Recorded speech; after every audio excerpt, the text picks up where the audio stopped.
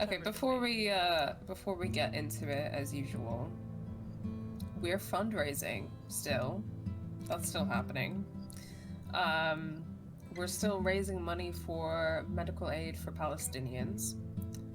You should be able to see the donation bar up at the top, which shows you our donation goal, which is £1,500 at the moment, and also how far along we are, which I think is like 1,300 and something. It's actually £1,401. Whoa. So we are £99 away from our goal, which is not too bad. So, you know, if you have the means to help us get to that goal, maybe today, wow, yeah, that would be amazing. But and when we reach that goal, we're also going to be doing a giveaway for a game. We're not very prepared right now, so we'll probably figure out what that giveaway is when the time comes. But 1,500 is a pretty good number, so I think it's going to be a good game. Yeah. A game that would otherwise cost money. A lot of money. So if that doesn't motivate you to donate, then I mean, I will say the game would not cost £99. So if you do put in a £99 amount, that would be amazing anyway. But just so you know. Yeah. But I mean, if that doesn't motivate you to donate, then maybe you'll be motivated to donate by the fact that if this is a very good cause, which needs your help. Maybe that's a good motivator. Yeah.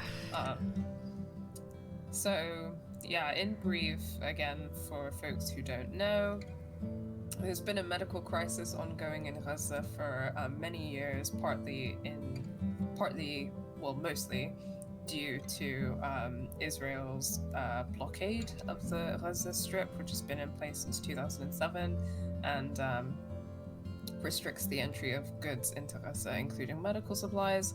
But with the current assault, which is still ongoing, it's been ongoing for over 100 days, the medical infrastructure is just completely, at this point, destroyed. I mean, to be honest, like, I think over the last couple of days, I saw people sharing that the last fully functioning hospital in Gaza has now been attacked. Yeah. So every single hospital in the entirety of the Gaza Strip has been bombarded, which, we can and should critique international law, but it is worth noting that it is a war crime. It is against international law to bomb hospitals. And we're talking about every single hospital in the Gaza Strip. And it was only a few days ago that I saw one of the, latest horrors that's circulating the internet, which was a doctor amputating his daughter's leg at home without any anesthesia, because there has been no anesthesia for a while, but now you can't even do it at a hospital. Yeah. And that means probably not much sterile equipment. That means probably not much equipment, full stop. That means no help. It means a lot of things. And yeah, it's horrific. Yeah, so if you're able to, please donate. You can type into the chat !Palestine in order to pull up our donation link, and that link is live at any and all times, so if you want to share it outside of the stream, you're able to as well. And if you're interested in learning more about how you can not only financially help Palestinians to receive medical aid, but kind of engage in the political movement for freedom for Palestinians, which is super important because this is a political crisis. It has been a political crisis for the last 75 years. Then you can learn more about BDS at their official website, and why we should all be engaging in and campaigning for consumer boycotts, institutional divestment, and state sanctions on Israel in order to pressure them to end their illegal military occupation of the West Bank and the Gaza Strip and East Jerusalem, as well as to allow the right of return for all Palestinians, and to end apartheid. Those are the 3 demands of the BDS movement. And boycott, divestment, and sanctions are the tactics. So you can learn more about their website, and you can learn more about the Palestinian struggle, including common misconceptions and myths and how to debunk them at decolonizepalestine.com. So again, if you type in the command !BDS into the chat, then you can learn more. Yes. Just to say, I think it's Megstar, but Megan has donated £10 to our goal. So thank you so much, Megstar. Thank you. Every little helps. We really, really appreciate it. Yeah. So we're now on £1,411.18. Amazing. So, you know, if anyone wants to give us £89, then you can get a game. Who knows what video game we'll get, but you'll get one. Well, we'll do a giveaway for one. Oh my god, Cos has donated 20. Thanks, Cos. Oh, thank you, Cos. Thank you so much. Oh, thank you, guys. Thanks, guys. So yeah, £1,431.18. I can read numbers. I'm doing great. Yeah, we're doing great. Yeah, but yeah, that was why I was smiling while Sara was talking. I was obviously not grinning about Palestinian displacement. I was smiling that we had some donations. So yeah, just in case thank you're you like for clarifying. in case someone's watching, like, excuse me, what the hell? Okay, yeah, sorry. I feel like that took me ages today because I feel so like it's literally today, fine. That did not take that long. It's okay. And it's obviously very important and a huge part of why we're streaming. So it's literally fine. True. Okay. On that note, let's get into it. Episode 5. So we've got this lovely image of a wall right now. Yeah, that sure is topical. Yeah, it is. Yeah, I mean, I guess that, you know, one of the things that we can keep in mind as a topic today to discuss is the issue of kind of borders, borderization, the militarization of a state that is required to kind of police borders, how borders are necessarily violent and we should be tearing them all down. Yeah. Yeah, in the case of Palestine, actually, I talked a bit about this when B and I were streaming those first few entries into the Towards Free Palestine game jam, because I think it seemed that not a lot of people necessarily know about this. But you may have seen kind of imagery of a wall that exists in Palestine. That Israel refers to it as a separation barrier, but most people call it an apartheid wall because that's what it is. Basically, around 2005, in response to the Second Intifada, which Intifada in Arabic just means like resistance or an uprising, Israel built a wall around the West Bank. So it's literally like a segregation wall that separates Palestinians from Israelis. And you know, it doesn't look much different from this. Nope. Except for the fact that one of the notable features of that wall is that it's covered in graffiti, full of revolutionary and liberatory messages. Yeah.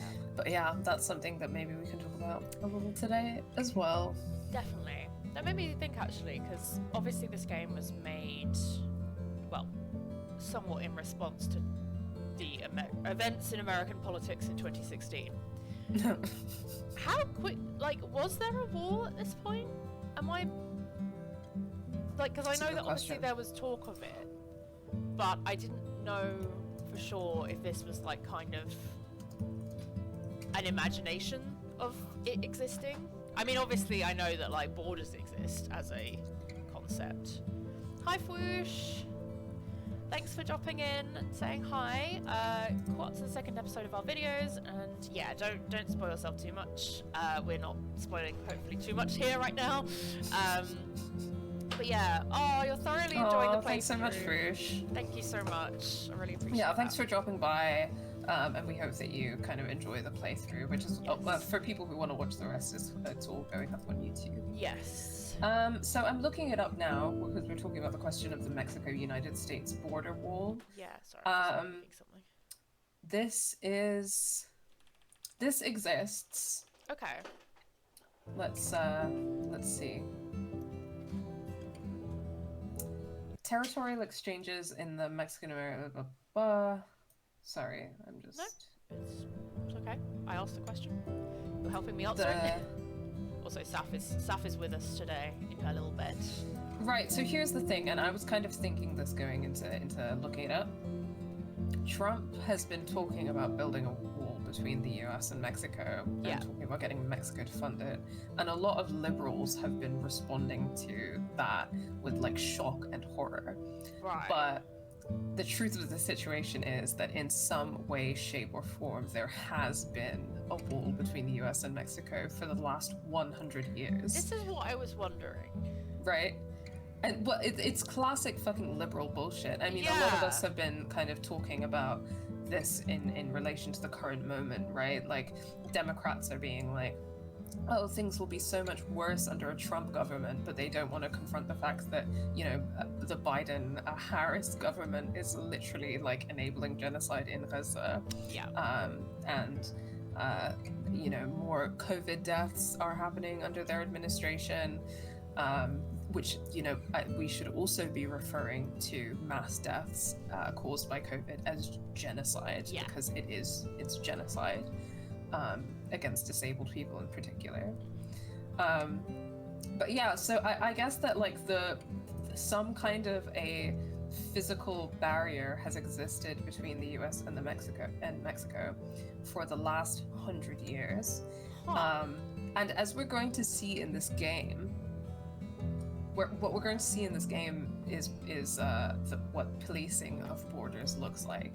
And I think that it's important to recognize that even if there weren't like a physical wall in this way, because this physical barrier doesn't cover the entire span, because the entire span is so large. But it's all like policed. It's all violently policed. And that's what a border is at the end of the day. A border around a nation state, if you're going to have a border in the modern sense, then it's policed. And that means violence. And this is what's so interesting, because again, this is something I'd not really thought about until now. Like, I hadn't really ever considered that there was already a wall. But it's really interesting that, like, obviously Trump's threats of like building a wall was it's like basically drawing attention to the fact that that there's a wall or not a wall is what has upset liberals more than like the fact it already exists and is already, even if it's not a physical manifestation of a wall, it is still a wall, it is still a border. I don't know, that's so fascinating and fucked up. Because this is not something I'd really thought about, because obviously, you know, I do not live in the US, and I just kind of took a lot of it at face value at the time, because my politics were a lot more liberal than they are now. Now they are a lot more left-wing. And yeah, I just hadn't really ever questioned it, so that's really interesting. Yeah, it's also something to think about in the UK context though, because like if you have never had to kind of come into contact with the system of like border policing in any kind of real sense, because you were born in the UK or you're so you've always been like a British citizen, etc., then you don't really ever see the UK border. I don't. But that exists. And that's violently policed. As well. And I think, I can't remember if I've said it on stream before, also we had another donation. Anonymous has donated £20. Thank you, Anonymous. Thank you so much. Oh my gosh, you guys are being so generous today. I know. Thank you so much. And obviously this is like, this isn't our last like stream for this particular like fundraiser, but like this is our last stream of the Life is Strange 2 series. So yeah, if you wanted to get in some good donations during the stream, this is the time. And tell your friends. Get them to donate. Your friends, please. What was I gonna say? Yeah, I think I can't remember if I mentioned it on stream before, but so I went on a US trip back in 2017. So yeah, literally, you know, around the time of this game, pretty much, like probably around this time, literally. And I, being a fucking idiot, went through customs on the way in to the US, and I am so glad that, like, obviously, I know this sounds weird, but like, I'm so glad that I'm white, because the way that I acted in that like customs, I would have absolutely been detained, because I didn't realize what it was. I hadn't really thought about it. I'd never been to the US before. I've been to Canada, but in a group of people, so it wasn't something I'd ever really thought about, but I was obviously like solo traveling, my first time in the US, and I was really confused at the border, like, why are they asking me all this stuff? Like, that was really weird. But because I had an English accent, and I'm white, and my passport obviously says I was from the UK, I was fine. Like, but looking back on it now, I'm like, if I had an accent, as in a non-British accent, if I wasn't white, if my passport wasn't from the UK, I would have been so fucked beyond imagination, because I was just like jet lagged and confused, and like just living my life, normal solo traveler. They're asking me about like what money I have in my bank account and like all of these things, and I was like, what? Why? What's going on? You know, because I'm an idiot. And yeah, like it was. Now I look back on it, and I'm like, God, I'm so lucky.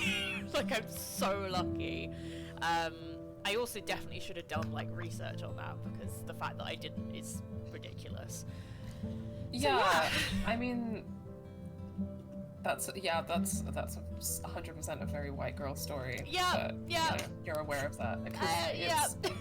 Yeah, like when I think about going to the US, and like I'd love to go to the US and stuff someday, but like I'm terrified of doing that because like of their, like the way that they police their borders. Like obviously again, the way that the UK does it is quite scary, and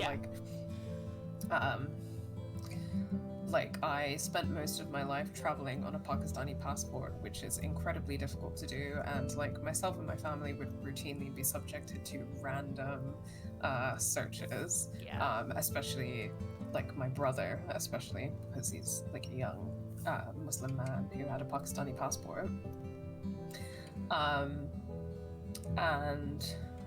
he's been to the US and had a very rough time of it, a very rough time of trying to get a visa, and a very rough time of like getting in and out of the border. So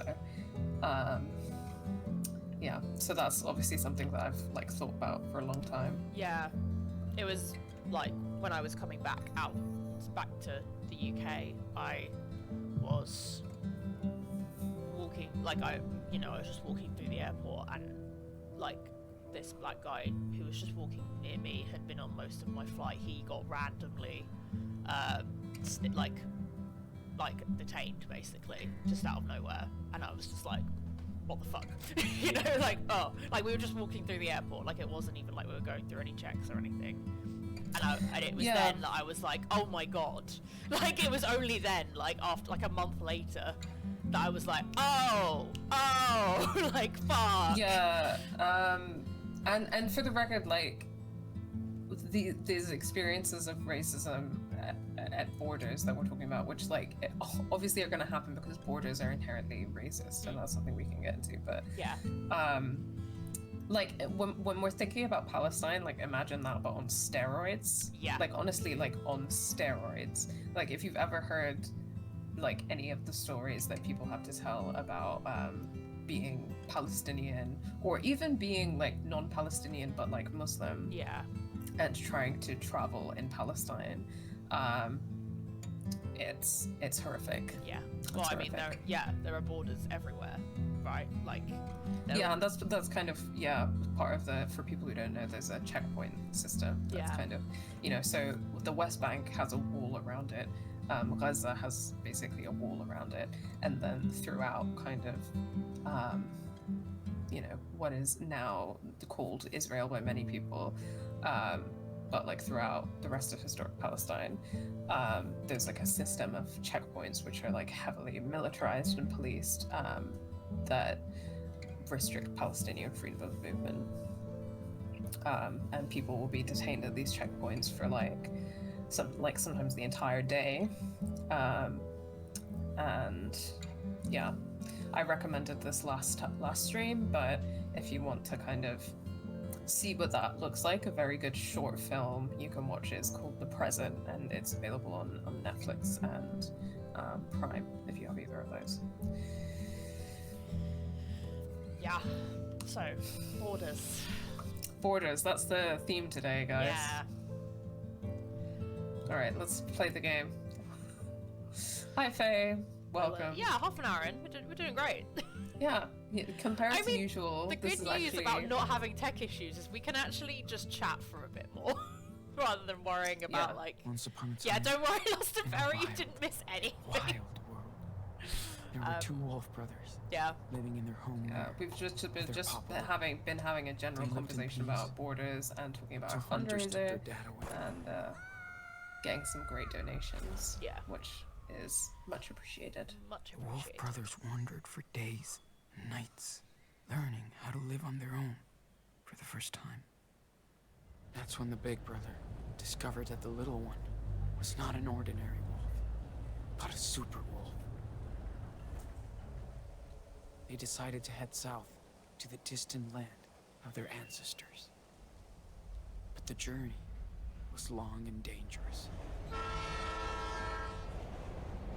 Still, the Wolf brothers made new friends on the way.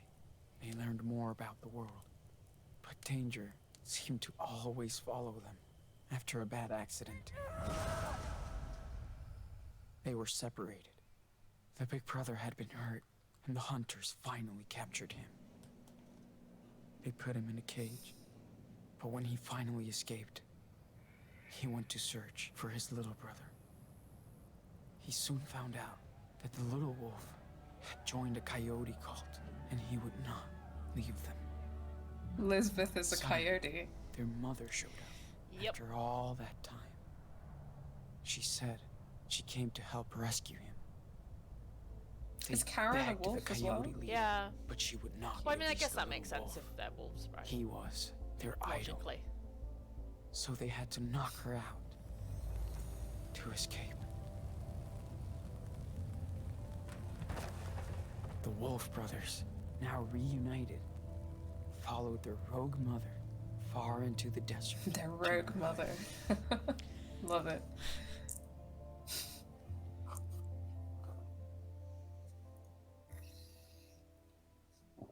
Okay, all right. It's cute as well that they were talking about traveling to Mexico as going to the distant land of their ancestors. I feel like that feels quite like significant. Yeah, like it feels very significant to Palestine, right? The Palestinians whose parents or grandparents left during Nakbas and couldn't come home. Yeah. And yeah, they still can't. So 7 weeks after the events at Haven Point. Grand Canyon, I think. Gorgeous. It's not the Grand Canyon because that's north, right? But it's a canyon. It's a canyon. Pretty sure the Grand Canyon is like... Let's find out. I don't know. Sorry about our lack of American geography, y'all. I thought it was like near Canada. Shut up! Sorry, Chris is taking the piss out of my geography knowledge. As always. I think it's in California. I'm winning. If true, I'm winning. Grand Canyon National Park is in Arizona, so it is actually... It's Arizona.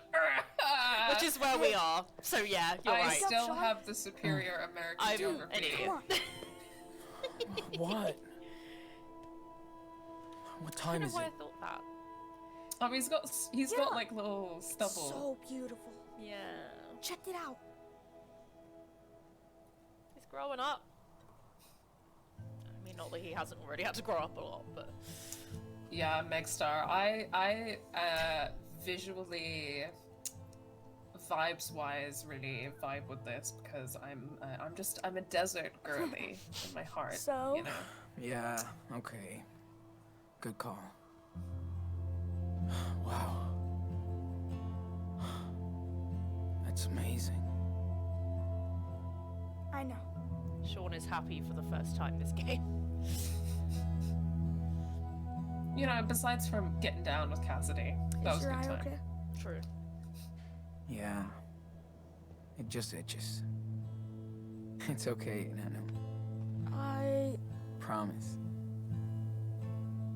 Yeah. Okay. I love you. No matter what happens. You hear me? Yeah. I love you too. My boys! My sons!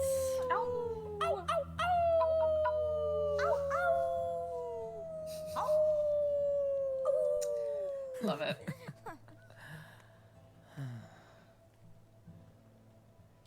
Diaz brothers. Yeah. Always. Yeah.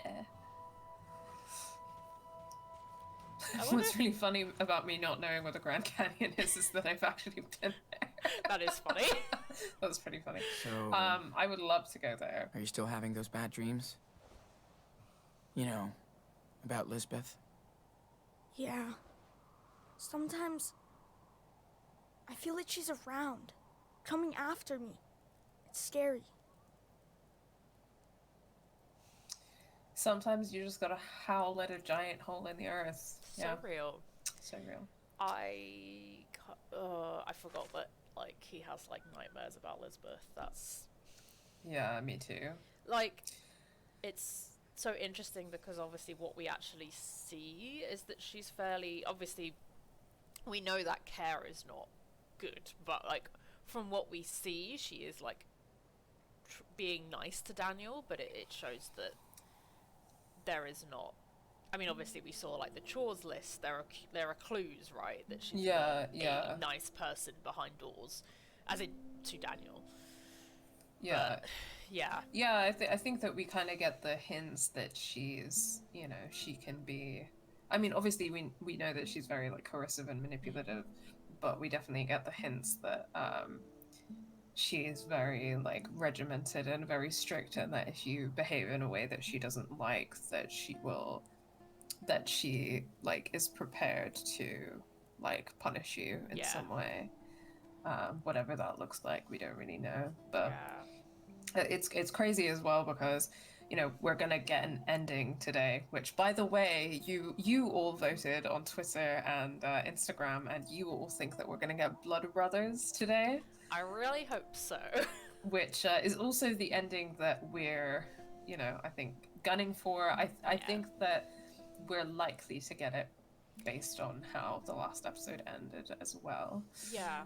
I was also but gonna say, think, like, did they say they, like, because obviously I've not ever played it where they don't have a good relationship. Like, the only times we've played it, they've always had a good relationship by the end of it. Yeah. But like that beginning scene where he says "I love you," they say "I love you" to each other. Like, I wonder if that actually happens if they don't have a good relationship at this stage. Yeah, it's a good question, because I've also, you know, I think that when I was making the video essay, I kind of played it like quite rapidly a couple of times to get all of the different endings, and, you know, stuff like that's research, baby. And the thing is, I something that I really remember about that experience is that I was kind of semi-dissociating through parts of it in order to be able to, like, that makes a lot of sense. consume that volume of, like, them being trauma. horrible to each other. And I don't remember, but it's a good question because it feels, I feel like at the top of my mind is the versions of the game where they have a good relationship. Yeah. Even if, like, you know, there's differences between how Daniel behaves and whether he's like a pacifist or whatever, which that's not how I'm raising my son. No. Absolutely not. Sorry, Arthur's come to say hi. Okay. Hi, Arthur. Come on, baby boy. Arthur's like, I'm not a pacifist. No, he's not. I mean, the thing is, he causes damage just accidentally. You boy. Oh. big do you chunky think? boy. He's a big chunky boy with I big love spiky violence. Meow. claws. He spiked me so Revolutionary hard violence. in my sleep last night because he's been like when he settles at night, he will like sleep between me and Chris. It's very cute. Dude, Oh. I bet she's having nightmares about you. Thanks, Arthur. You've decided whatever we just chose. Yeah. Sorry, I'm just gonna pause it while we talk. But yeah, he started like sleeping between us, which is really cute. However, he like makes biscuits when he's happy, and like he'll do it on my arm. And he is very spiky and refuses. Oi, oi, oi! Not my food. He refuses to let us sort his claws out. Come on, boy. Ah! He's so chaotic. He's so chaotic. He's trying to eat my food. There we go. But I feel like I don't really remember as well, like, a lot of the interactions and stuff, like, when they don't have a good relationship. I feel like I've really, like, pushed that down in my mind. That's so real. Really suppressed that. Yeah. He definitely, like, the brainwashing. Sorry, I'm just looking at the notes he's made. But, But she's still out there. I don't know. Yeah, it's interesting Somewhere. how much she's got Creeps into his me out. head, I guess.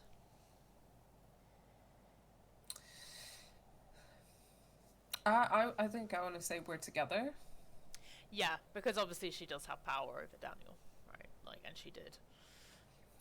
Yeah. Listen, we're far away from her, okay? We're together again. Safe. Hope so.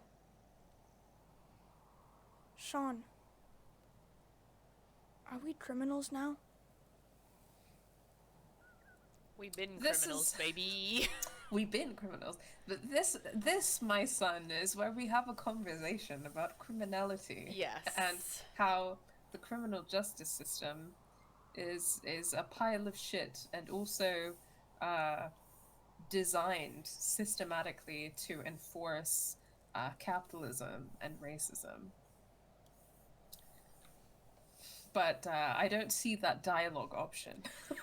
So, No. Yeah. I mean, where's the US criminal justice system is actually a tool to enforce modern slavery option? yeah, that? like, can we get into it, actually, Daniel? Where's that dialogue option? I have some Where's more the option to give him a copy of Our Prison's Obsolete by Angela Davis? I think that should be an option. I feel like that should be an option here, but sadly, that's not what we have. Right. What do we say here? Well, so Because technically, yes, we are criminals, but it's whether we consider criminality as a negative, right? well, exactly. So by definition, we're criminals, because what a criminal is someone who has done something which is illegal. But do we consider being a criminal something which is immoral? No, we don't. So the truth is sort of. Yeah. But then that's kind of where you would want to have a conversation like this, right? With him, Yeah. where you're kind of like, I know that, people have taught you that a criminal is a bad thing, but a criminal is not a bad thing. And then we're going to have a conversation about that kind of thing.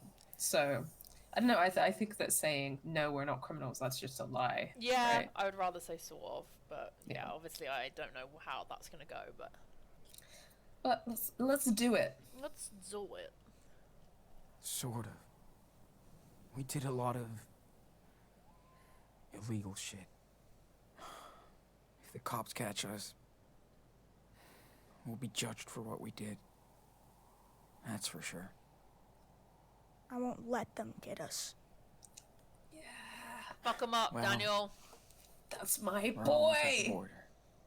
That's my son. Finally. I like it here, but we'll have to leave soon. I know. I'm sorry, Enano. Sean, I know it's been a long time. Can you tell me the rest of the wolf story? I'm just gonna Yes. look up where Arizona is.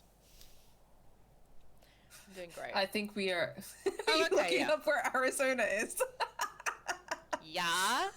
Sorry, I shouldn't make fun of you. No, it's fine. You can make fun of me.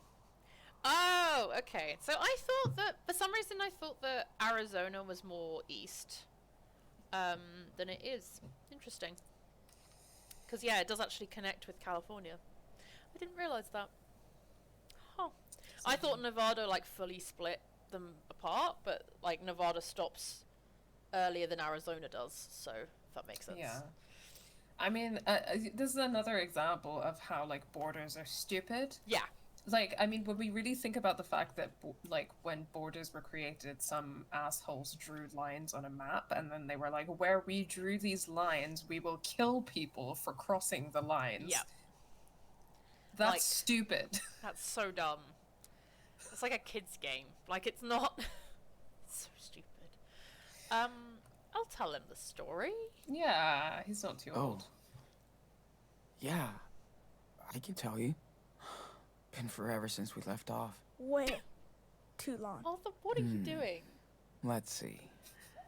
Sorry, Arthur is yelling at me because the water's low, and he keeps trying to stick his paw in it. He's like going... Well, Did you hear that? yeah. Ms. Mango plays, that's really crossing a line. Hey, I'm just gonna message Chris and ask him if he can sort out their water. Hi, Ms. Mango plays. Thank you for what an entrance. What an entrance. Really fantastic joke there. I think we're definitely getting blood brothers based on that response. Yeah, I think you're right. Oh, yeah. Oh, sorry. Yeah. Yeah, I think so. Okay. So, thanks to their mama wolf, the Wolf brothers barely escaped from the coyote cult. She led them to her secret lair, deep in the Red Desert. The Wolf brothers rested for a while, but at some point, they'd have to continue their journey south. They were closer than ever to their father's land, but between them and their destination lied A mighty fire unicorn. But she's nice, so they become friends. Excuse me, who's telling the story? You are. But, I think It's the my fire story unicorn's a sleigh. right? Yeah. He's right, it is his story too. Side note, can we get someone to please Photoshop Sean and Daniel in these outfits so that their bandanas are keffiyehs? Yes. I could try. Will I be does good at anyone it? wanna... No, but I could give it a go. It's a shame that we don't have any more Life is Strange 2 streams lined up, because That would've then been we could use that for our promo images. That's true. I mean, for the videos.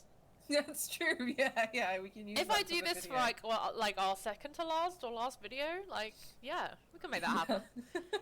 Yeah, I'll see what I can do. I mean, I won't be able to get the folds, but you know, I can Yeah, so definitely I can make it work. we'll give it a go. But if anyone else wants to, So their bandanas are keffiyehs, Mixstar. Yeah, they are. Well, how would you describe them? so keffiyeh is a piece of cloth which is like widely used in West Asia or the Middle East. That is basically used. It's traditionally was used by like farmers and laborers to kind of deal with the elements. But now the context in which you often see it is that it's become a symbol of Palestinian resistance and wider kind of pan-Arab resistance to Western imperialism.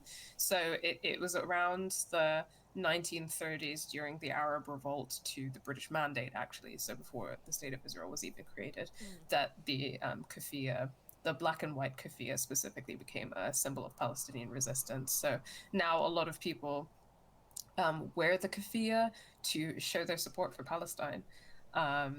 And if you're interested in one, then I'm going to drop the link in the chat for the last keffiyeh factory in Palestine. Yeah. Which is where everybody should be buying their keffiyehs. I think they're like super sold out at the moment. I tried to buy one and they were like, yeah, we can't even put them on pre-order for you. That's how sold out we are. I was like, damn. Yeah, Which makes sense. They But will they be will taking pre-orders though. You can subscribe and follow Herbawi Kafia, so they'll let you know when you can pre-order Kafia, and I think that I got an email from them a while ago saying that they would do a restock every 2 to 3 weeks. Oh, okay, that's pretty good. That's impressive. So you should be able to go on. Black and white's the traditional colors, but they have like a bunch of other colors, including a really cool one for any Irish folks who are interested. They have what's called the Saoirse Kafia, which Saoirse means freedom, I believe, in Irish. In Gaelic. Gaelic. Yeah. And it's a kafia but with the Irish flag colors. That's which so is cool. great. I love that. I've been loving the Palestinian flag, like Palestinian flag color ones as well. Yeah, those are great. They're great. But yeah, there's so many. Like I was looking at all the different ones. There's some like rainbow ones. They've got like purpley ones. They've got all sorts. So. Yeah, they've got South African flag colors for anyone who is South African or wants to show their support for South Africa, who is of course doing the most right now. They are doing the fucking work right now. And then a lot of the different colors actually come from the fact that historically in Palestine, many cities and regions have like colors that are part of their traditional embroidery. Oh, so a bit like Scottish kilts have like their own, like each family, each like kind of clan had their own like tweed color. Yeah, sort of. Yeah, cool. So traditional Palestinian embroidery is called tetris, and tetris it had different symbols and different colors that were specific to different regions. So you would see different colors in Nablus or Bethlehem or Gaza or Akka or Jaffa. They all have different colors associated. So on the Hirbawi website, when you see like the different regional kafiyas, that's why they're different colors. Ah, more you know. Nice. Gonna say, yeah, that's true. Yeah. That's true. Okay then. So what happens next? They arrive in Mexico, but the country is rampaged by goblins. Together, the wolves and the unicorn manage to slay them and become heroes. The police forgives them, and all their friends come to Mexico to celebrate. Yeah. Sounds pretty good, and I know. Oh, Daniel. Let's pack this shit up and head back to town. Such a baby boy. It's okay. It's just I'm Gotta wondering clean where up my our stuff dialogue before we option to leave. be like, that's a great story, This place is but too pretty. we Apart don't from need the police. The police can fuck off. We don't need the police to forgive us. Yeah. Every star looked the same. Until we used Karen's old guidebook. That is cool. I like that we're looking at a guidebook. Drawing That's time. definitely cool. Ooh, sketching time. Good idea. I'll sit here and watch. I'm glad you can still draw after. You know. Me too, Daniel. But if I can see it in my mind, I can still sketch anything. Almost. That's so cool. I don't want you to stop drawing. Ever. Thanks, man. This is so cool.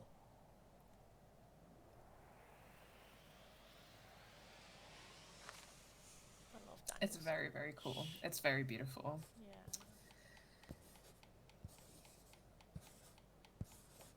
My back hurts a little. I'm glad we're sleeping in our bed tonight. Hey, can you draw me as a superhero? Like, striking a pose over the canyon. What do I we can think? try. Chilled or badass? Chilled or badass. So I think that if we're operating under the assumption that we might get blood brothers today, maybe we should lean into that. In what way? Like, badass. I see. Okay. I get What do you. you think? Yeah, so that's like what Daniel would want, right? And also, yeah, they are, by the end of it, I mean, in Blood Brothers, yeah, no, you're right. Yeah, I'm up for that. I'm cool with that. I don't remember what it looks like if he draws badass, so Let's we'll find see. out. Artists be shrimp? Is that a shrimp? Dragons? Is that a Ta-da. prawn? Finished. Let me Little check it prawn. out. Jeez. Do I really look that evil? Oh, he looks thinks more he like looks a evil. supervillain. Aww. Oh no. Sorry. Sorry, that's my fault. It's okay. Whew. I It's just so don't nice think and he cool in the looks morning. Can we look at it again? Then a it second? gets so hot. Hang on. Yeah, we can.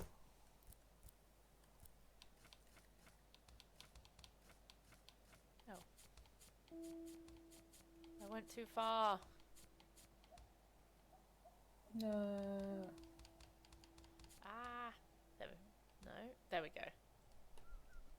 I don't think he looks like a super villain. Oh, he's got a little smile. I think it's just because of all the other, like, shapes and stuff. But that just looks like they're the things he's fighting off.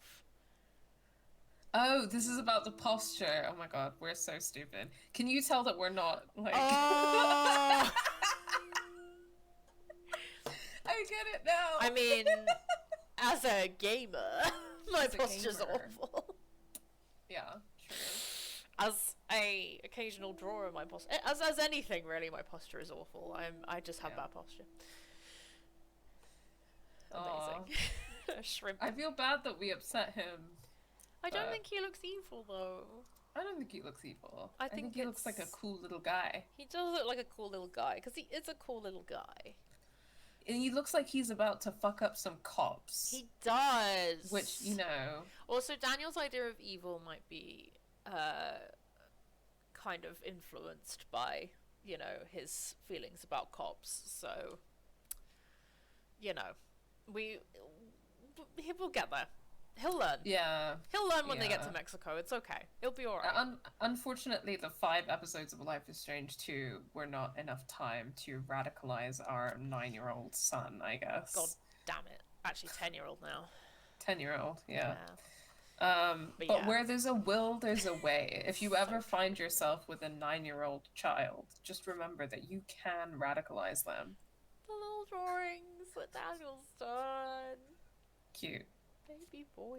Also, can we just talk about how Daniel's drawing of Karen is should go in the Karen is queer coded box? The little mullet moment with the little hair. Yeah.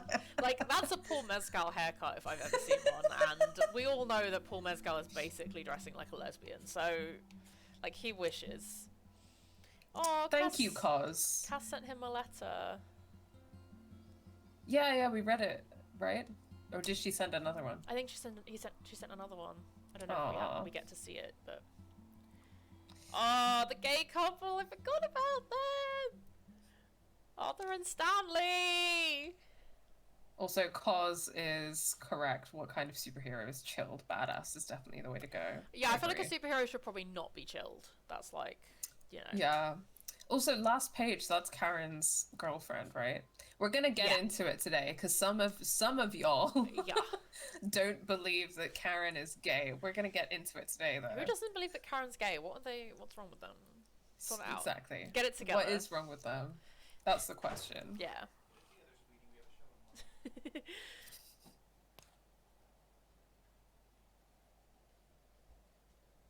Karen's closest thing to a best friend, it seems. Huh. Just gals being pals. History will say they were besties. Her son will say they were besties. Yeah. But they know. They know. We better get out of here before that heat comes in. I'm glad we had these. Not a fan of desert critters. I swear Dad had that same Yeah, book we're getting in some the Max garage. and Chloe Yeah. stuff today. I think he We did. are. Why I'm did he excited never to show talk it about to that us? because you haven't seen this. Maybe yet. Yeah, I haven't seen It this, so I'm reminded really him excited. of Mom too much. Oh. Yeah. Right. Hey, I can help. Just tell me what you want to put in there. You are the man. He's a baby boy and he's great. We love him. The man, capitalize. Let's clean up this mess. Not if it cleans up by itself. Stop. Daniel. Yeah, when Can't we catch it, get huh? to it. No shit. Now cut it out. Jeez, you're no fun. When we get to it, yeah, we're gonna have some things to say, I think, about the Max and Chloe stuff. I'm excited. Yo, Captain can you take these away? Sure, And no funny business. of course not. Perfect formation. We do not litter in this household. Slay, we're teaching our son good lessons. We are. Like, kill cops and don't litter. Yeah. Activate flashlight. On the way.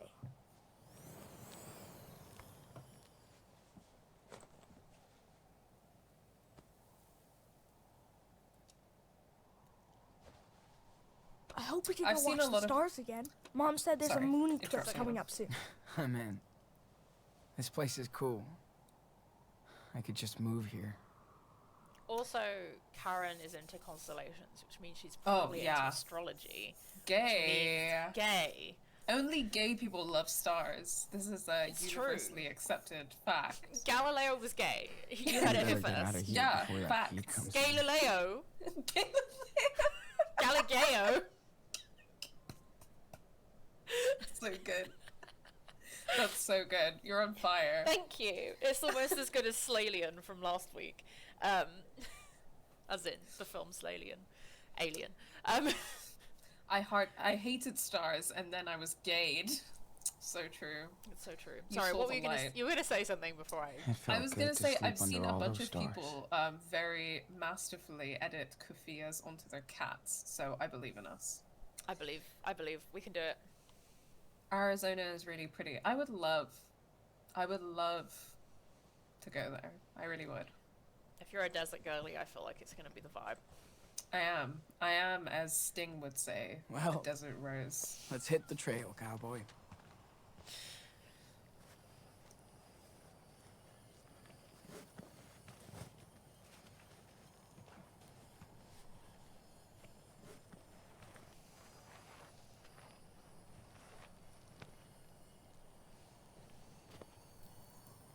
What are you doing? Oh no!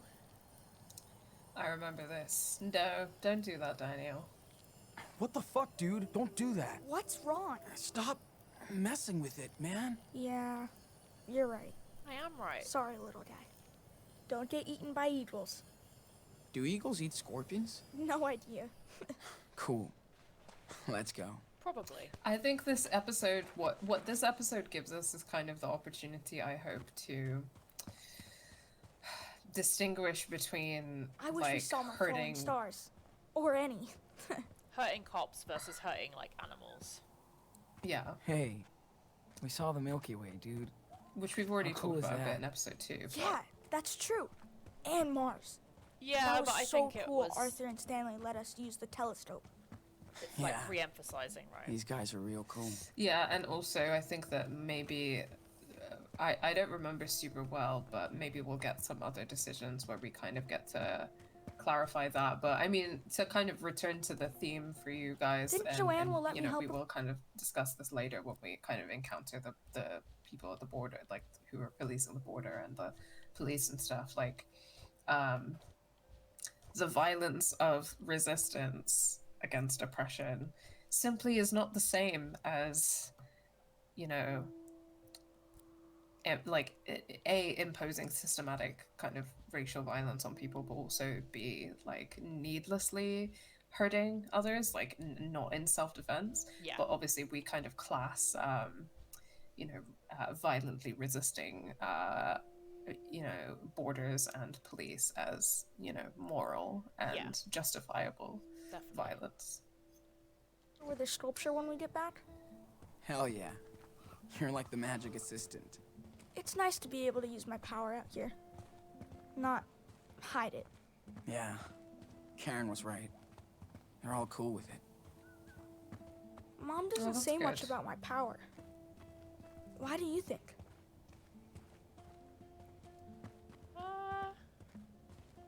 She's... Yeah. Yeah. Sorry, it's a timed one, so No, I was don't like, worry. "Ah!" confused. Don't worry, I trust you. Like, what do you mean?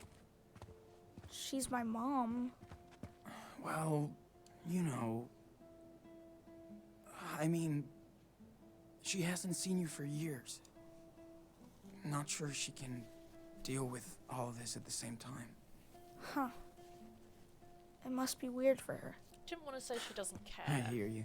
No, I think, yeah, she cares. And I don't think she's in denial either, but I think that what he said is fair. It's a lot to process. Yeah. Help Daniel, help Daniel, help My Daniel. legs are gonna be like yours after all. I was like, not again! I'm not doing it again! Right? We've learned from our Hey. mistakes. Let me be the... Hey, you know who I'd see having a trailer out here? Who? Brody. He'd love it. Ugh. Like, he could have his own radio station and everything. Oh god, Yeah, he doesn't need a definitely. podcast as well. Fucking It hell. would be so cool to have him Bad around. enough having the a only- blog. The only thing that could make I him miss him worse, sometimes. a podcast. Honestly. It shows he's got a good relationship Oh, with you, the way that he shit. reacted. That wasn't but here he yesterday. may or may not still be on the more quote-unquote moral side. Which I think that when talking about it today, it's probably worth making a distinction and Damn. calling it lawful instead of moral. Yeah, yeah. I think, judging by the way that the last episode ended, I think... I don't know. I mean, I don't know if it's like it gave us the choice to kill Karen. Like, it gave Daniel the choice to kill Karen or not. Not Karen. Lisbeth, sorry. All these white women are the same, it's fine. Oh, okay. Yeah, and he's listening to us, but he's doing things that are more on kind of a violent or chaotic side, but then he's listening to us. So we'll see how it goes in this episode. Because again, like, you know, we wouldn't want him to do things like hurting the scorpion for no reason, or you know, we discussed why we didn't really class killing Lisbeth as self-defense, but you know, we are gonna have him killing racists in this episode. Yeah. So we'll see how it goes. Monkeys. Yeah. Whoa. How did that happen? Rock slide, I guess. Looks like a job for our local super psychic boy.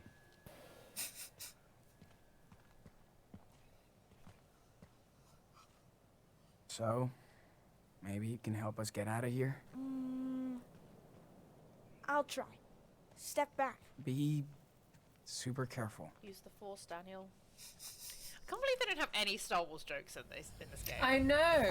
There's Like, a bunch of like Minecraft, he's- Lord of the Rings, yeah. like There you go. The Last of I Us, hope it's okay. but no But, like, Star Nice, Wars. man. This, he literally has the Force. Like, I know. are we not gonna go there? Like, just feels like a missed opportunity. Maybe I the Life think is that Strange team aren't. I was about to say Star Warsies. I don't know what the. I don't know. Yeah, You know, if sorry. anyone would know what the word for a Star Wars fan is, I would imagine it would be you. Yeah, you'd have thought. I don't know, because I know obviously like there's Trekkies for Star Trek, right? But there isn't really a. I think Star Wars fans are so ubiquitous. It's like they don't need a name. They're just the worst people you've It's met. just a given. For the most part. Oh.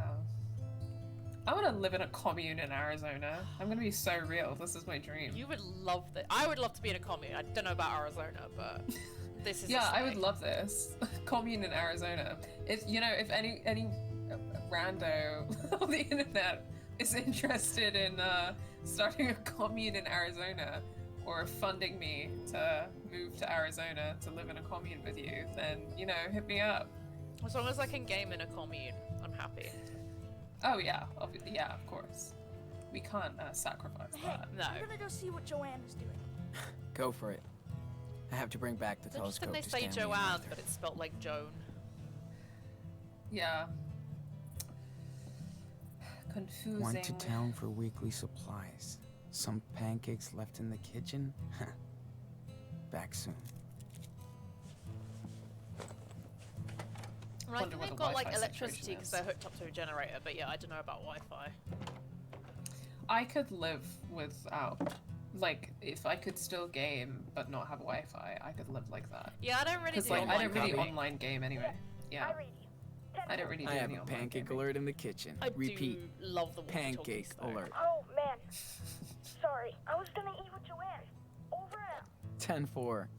No flying Daniel pancakes today. knows what's up. He's making friends with his mom's girlfriend. He is. He's like, I'm gonna get in there now. Yeah. What was I gonna want say? 2 moms. We don't have a dad anymore, so I'm gonna get in while I can. Absolutely, And get 2 he's got moms. the right fucking idea, honestly. What was I gonna say? Oh yeah, I saw, basically, because I'm nearly 30, I'm a woman, and I'm in a relationship with a man, my algorithm has decided, like my Instagram algorithm has decided that I'm definitely getting married, like, immediately. Yeah, that tracks. which is a time. It's actually on me because I was looking up rings because I was like, not that kind of ring, but I was like, Looking I at want this place, to get some rings because I want to slay. However, my algorithm has decided that's because I want to get You're getting married, engaged. right? Yeah, it's like, you're getting married. So one of the things I got the other day was just like this TikTok from like someone who's getting married, but it was like, basically the bride and groom had walkie-talkies on their wedding day so they could still talk to each other, and I was like, that's actually quite that's fun. pretty cute. That's a cute idea, because yeah, obviously that's they were fun. doing the like can't see each other, bad Yeah. luck, etc. But yeah, I thought that was really that cute. Karen really That's wanted to pretty get cute. away from it all. Literally. Most of my friends Still live can't in believe my she's kept it. computer, so I would need some form of internet, but then I guess there's commune pals. Well, this is the thing, you get all of your friends from the internet and Yeah. they come and live with you in the commune. Then you don't have to just game together. You can Yeah. hang out. Amazing. Yeah. But yeah, she kept the mug that Sean made her. That's nice. Still can't believe she's kept it. Yeah, I think it would be hard for anyone to say that Karen didn't, like, even though we've talked about, you know, we've already gone over it, that even though we disagree with her decisions about leaving them and going no contact and everything, I think that it would be impossible for anyone to argue that she doesn't love them. Yeah, absolutely. Arthur and Stanley. We could also try to be self-sufficient when we're in Mexico. Oh my god, Slay, set up your own commune. Yay! That's gonna be my headcanon for the Blood Brothers ending now. Yeah, they're in a commune. They set up a commune and then Cassidy joins them eventually. Yeah, and she would. Lila, having become radicalized by the entire we- experience, eventually comes and joins them. Yeah. Put red food coloring in the water and turn this into a blood tank. Yeah, but then everybody would freak out. Plus, He's thinking about the you can't do community. food coloring out here. I mean, Yeah. probably good, but yeah. Well, red food coloring would just make it look like red water. You'd Yeah. need a thicker consistency for it to look like blood. This is true. I would still be freaked out by it though, let's be real. I'd still be Nice, freaked nice. out. Yeah. Daniel will never change. He's a, look, as a messy bitch, I respect it and I think it's fine. It's nice to play games with Daniel again. Especially when Daniel has enough stuff to be messy Karen with. likes to I'm join happy. us too.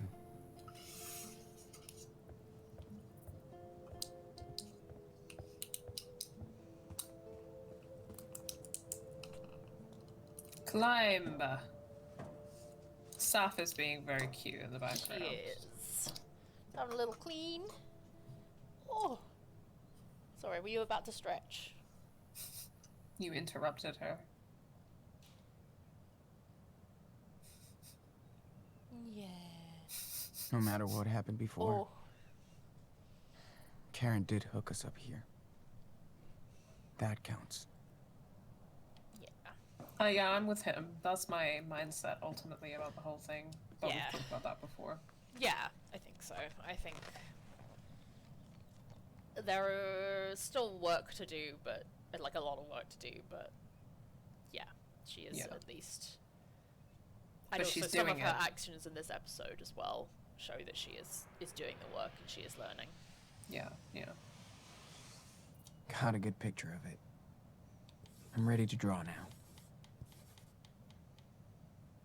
I would love to know how artists feel about this mechanic and whether Yeah. it reflects their.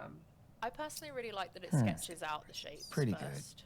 Yeah, I really like it But I as can well. add But more like, as details if someone I who want. doesn't draw, I have no clue if it, like, how it maps onto Okay, this kind of process. just draw now. I Don't mean, think about having done anything some else. drawing, like, I would say it's pretty accurate. Also, if you bear in mind, like, a lot of the Life is Strange people, a lot of them are artists because they make the game. So Yeah. you know, Yeah, well, it was interesting how you could see the box drawn around the windmill, for example. yeah, I appreciate that they start with the observability. My moots who draw seem to really like it and like its art style. It's not crucial, it's just a nice character detail, and I really love the mechanic. yeah. I mean, it's such a huge part of drawing. Is like observation's so critical. You don't just draw, you know, like you have to, like, so much of learning to draw is about shape and getting sketches and kind of the development of drawing, right? It's not just like, oh, I drew this perfect picture first time. It takes work and development to make a good drawing. I think the Ms. Mango's point that observation is critical makes a lot of sense. Absolutely. Yeah. I would like to draw a wolf pack. What do you think? also like to draw a wolf pack. Great, let's do it. Also, I feel like we kind of accidentally matched today. Oh yeah, we got grey. I mean, this is like an ugly, like I'm ready to draw tie-dye-ish kind of sweater that I also got got from matching a thrift blankets shop. today. Yeah, this is. I'm actually wearing this back to front because there's a massive coffee stain on the front. So this is like how I wear it now. But yeah, this is just my big comfy sweater, and it sort of matches the joggers I'm wearing as well, so I can pretend that I did it deliberately as a set. Yeah. I love the little. We'll just pretend that you didn't say that. Yeah. Oh, that's so end of Evangelion core. Where there's a big wolf in the background. So Now I can see why Karen likes it out here. It just took a while. She really doesn't want to be a part of society. so real. Except just this tiny one. She did screw us over, though. But Daniel's so happy to have her back. I definitely think if nothing else, Get to know her. Karen is definitely anti-capitalist. Mm-hmm. I still for don't that. know how I And feel. is anti-cop, I'm sure, so.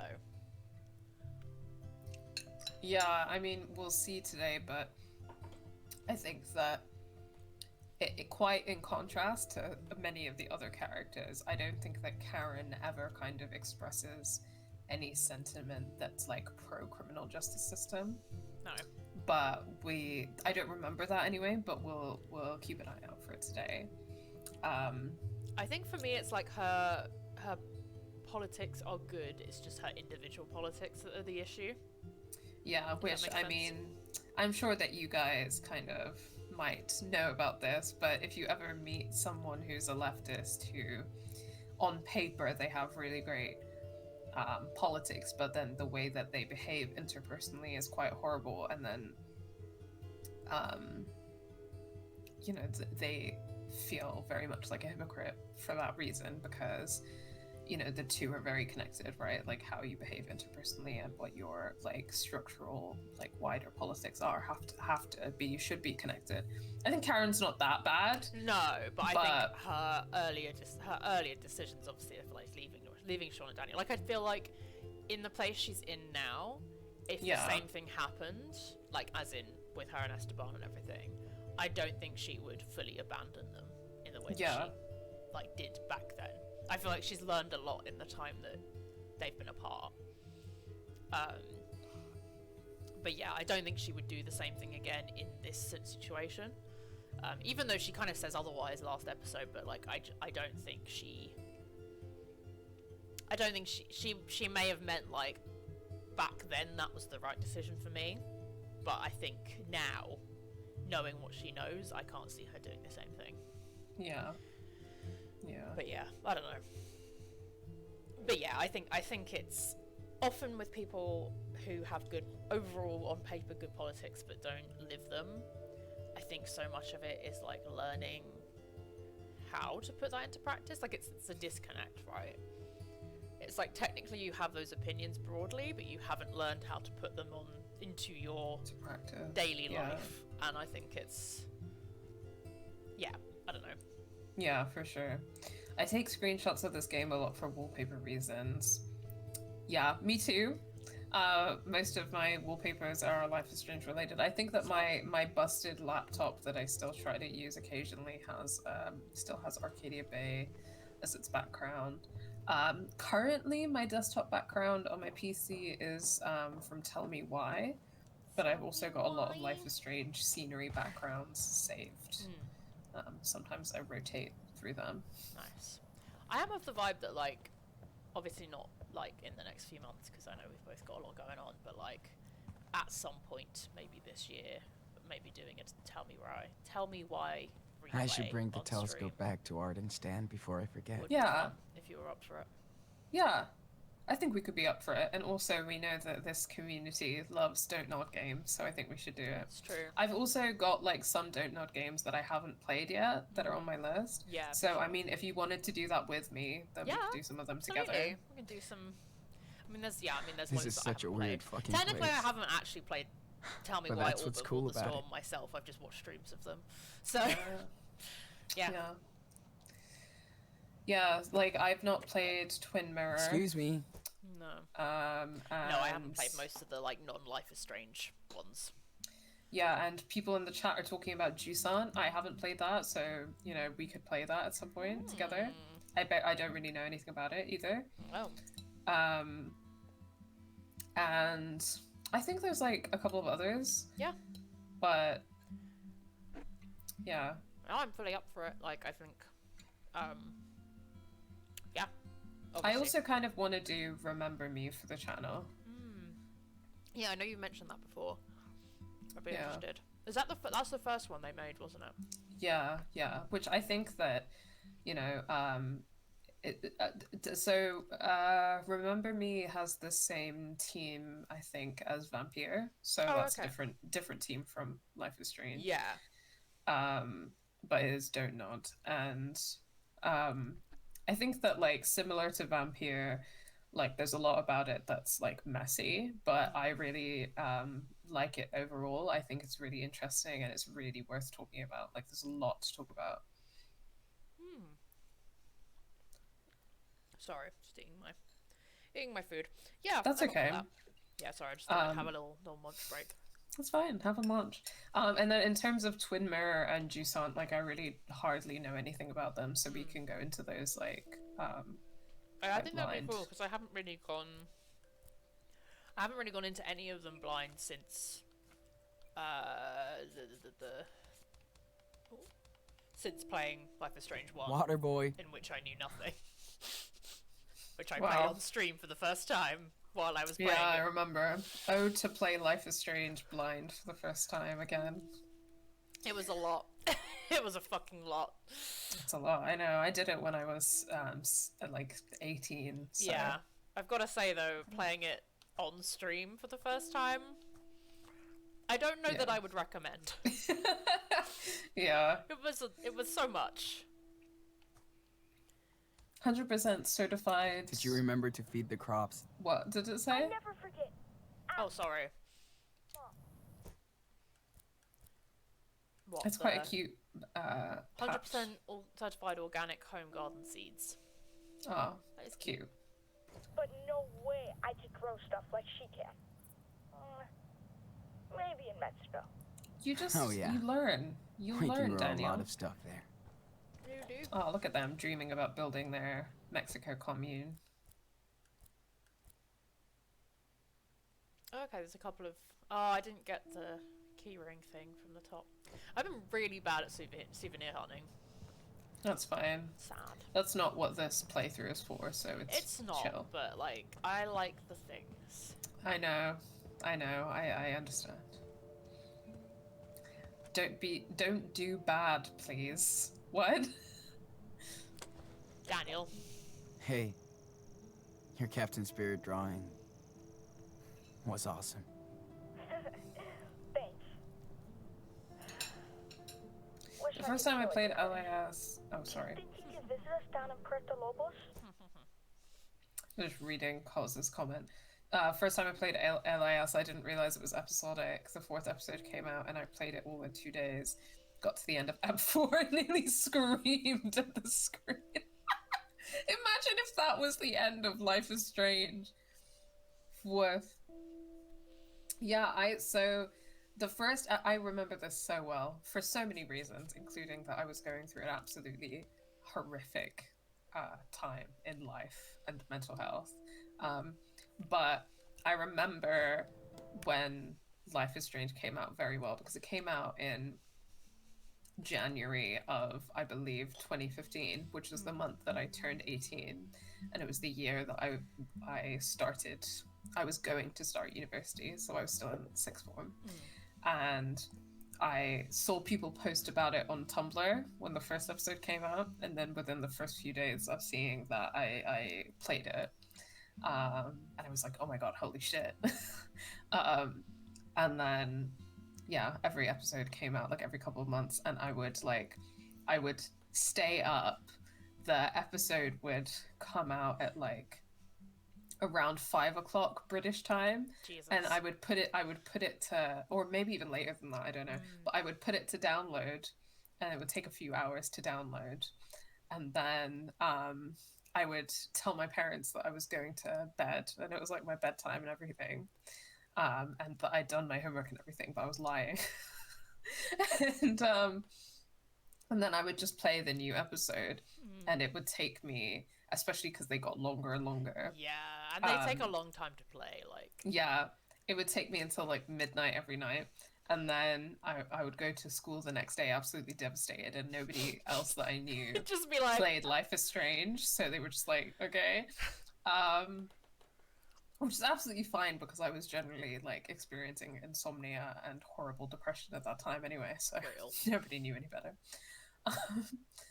And then I would go home and I would play it again several times until the next episode came out, and I would go on Tumblr and I would read all the fan theories, and I would watch all the fan videos, and I would like be discussing like what's going on, like what's your theory about what's going on, who do you think killed, like do you think Rachel is dead, like who killed blah blah blah. It was great. That's amazing. and that, honestly, swear to God, it got me through that year. Yeah, of my I life. feel like that would have been so that was that 2015? 2015, yeah. Yeah, because it's set in 2013, but it is 2015. Yeah. Yeah, I was the same age as Max at the time that I played. But I'm obviously like actually their age, in that I was 18 in 2013. Yeah. 2013, yeah. So Mad. I'm literally the same age as Chloe. Like, I'm a month younger than Chloe, in That's actual so wild. real world time, which is really weird.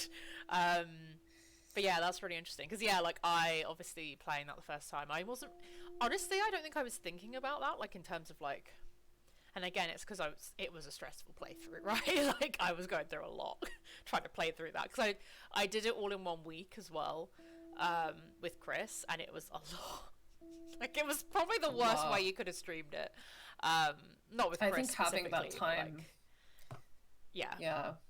Honestly, in a way, having that time between episodes was like really good, because it helped you like process things. I think you need it. You need that time. Yeah. But I would have loved that. Like. Yeah, in a lot of ways it was great, and it really got me through a really difficult year, but it's one of the reasons I think that Life is Strange is like so like dear to me, you know? Yeah, for sure. Just on that like personal level. Yeah. So obviously when Life is Strange 2 came out, I was like, dying to play it like as soon as it came out. 100%. And then I mean, some people.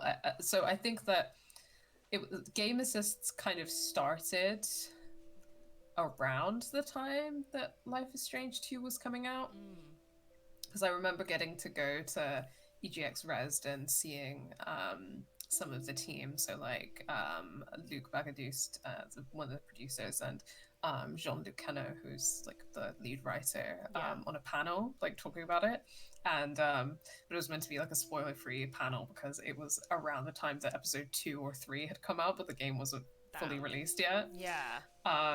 and I have like a really bad selfie with them on my Instagram somewhere. So cute. And yeah,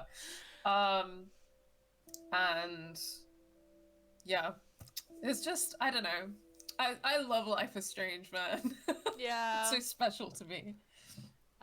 Yeah, cause I agree. Like, I think True Colors would have benefited so much from like a wait in between each episode. Not just because I think that would have like built it up more, because that is also more like Life is Strange 1 in that it is a mystery.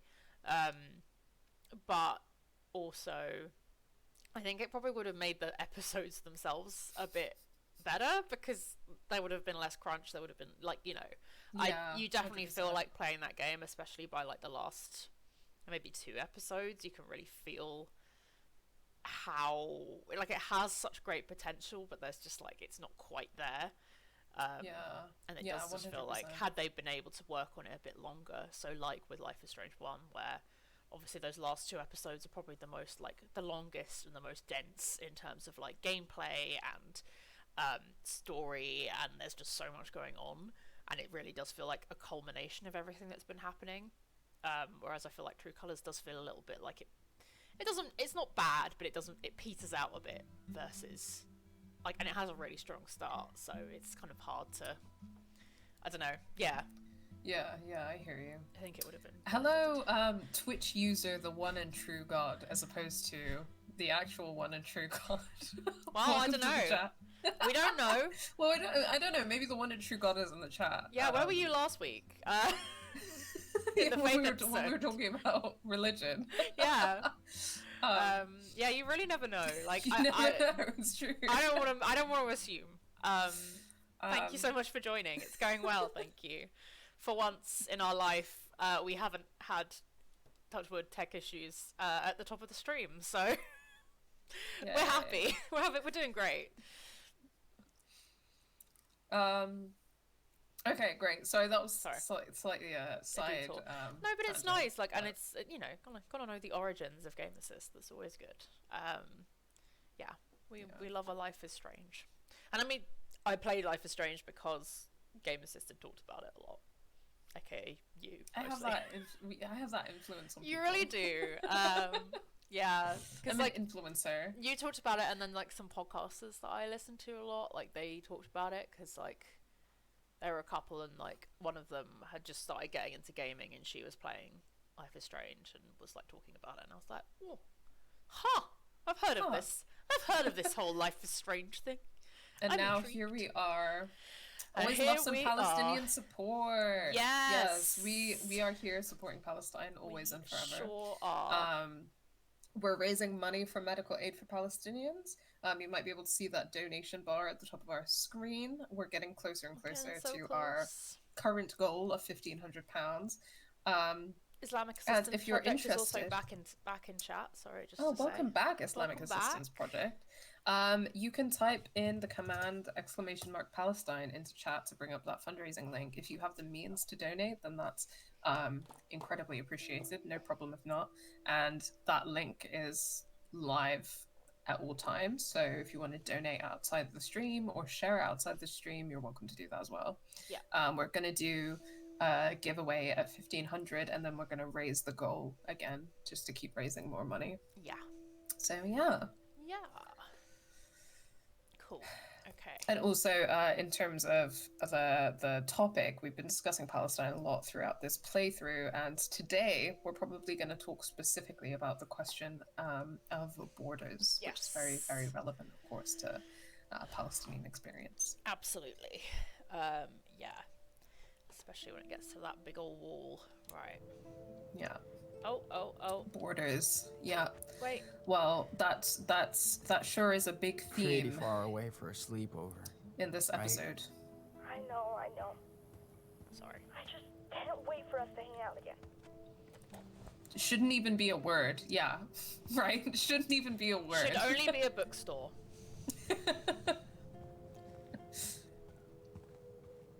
Yeah, this is in case you couldn't tell, this is a fuck Morning, borders, guys. tear down all borders kind of stream. Maybe that should have been in the tag. Always. I feel like it's a given with us, but yes. Arthur and Stanley cannot wait for the 4th of July. Me neither. Not a gay couple excited about a nationalist holiday. Yeah, I don't know about that, hon. I don't know about that, Arthur and Stanley. I could get used to that scenery. Wish I could be as cool and as wise as these guys when I get older. Sadly. Oh! The Oh, one thank and you so true much for God the has follow. followed us. Oh my god.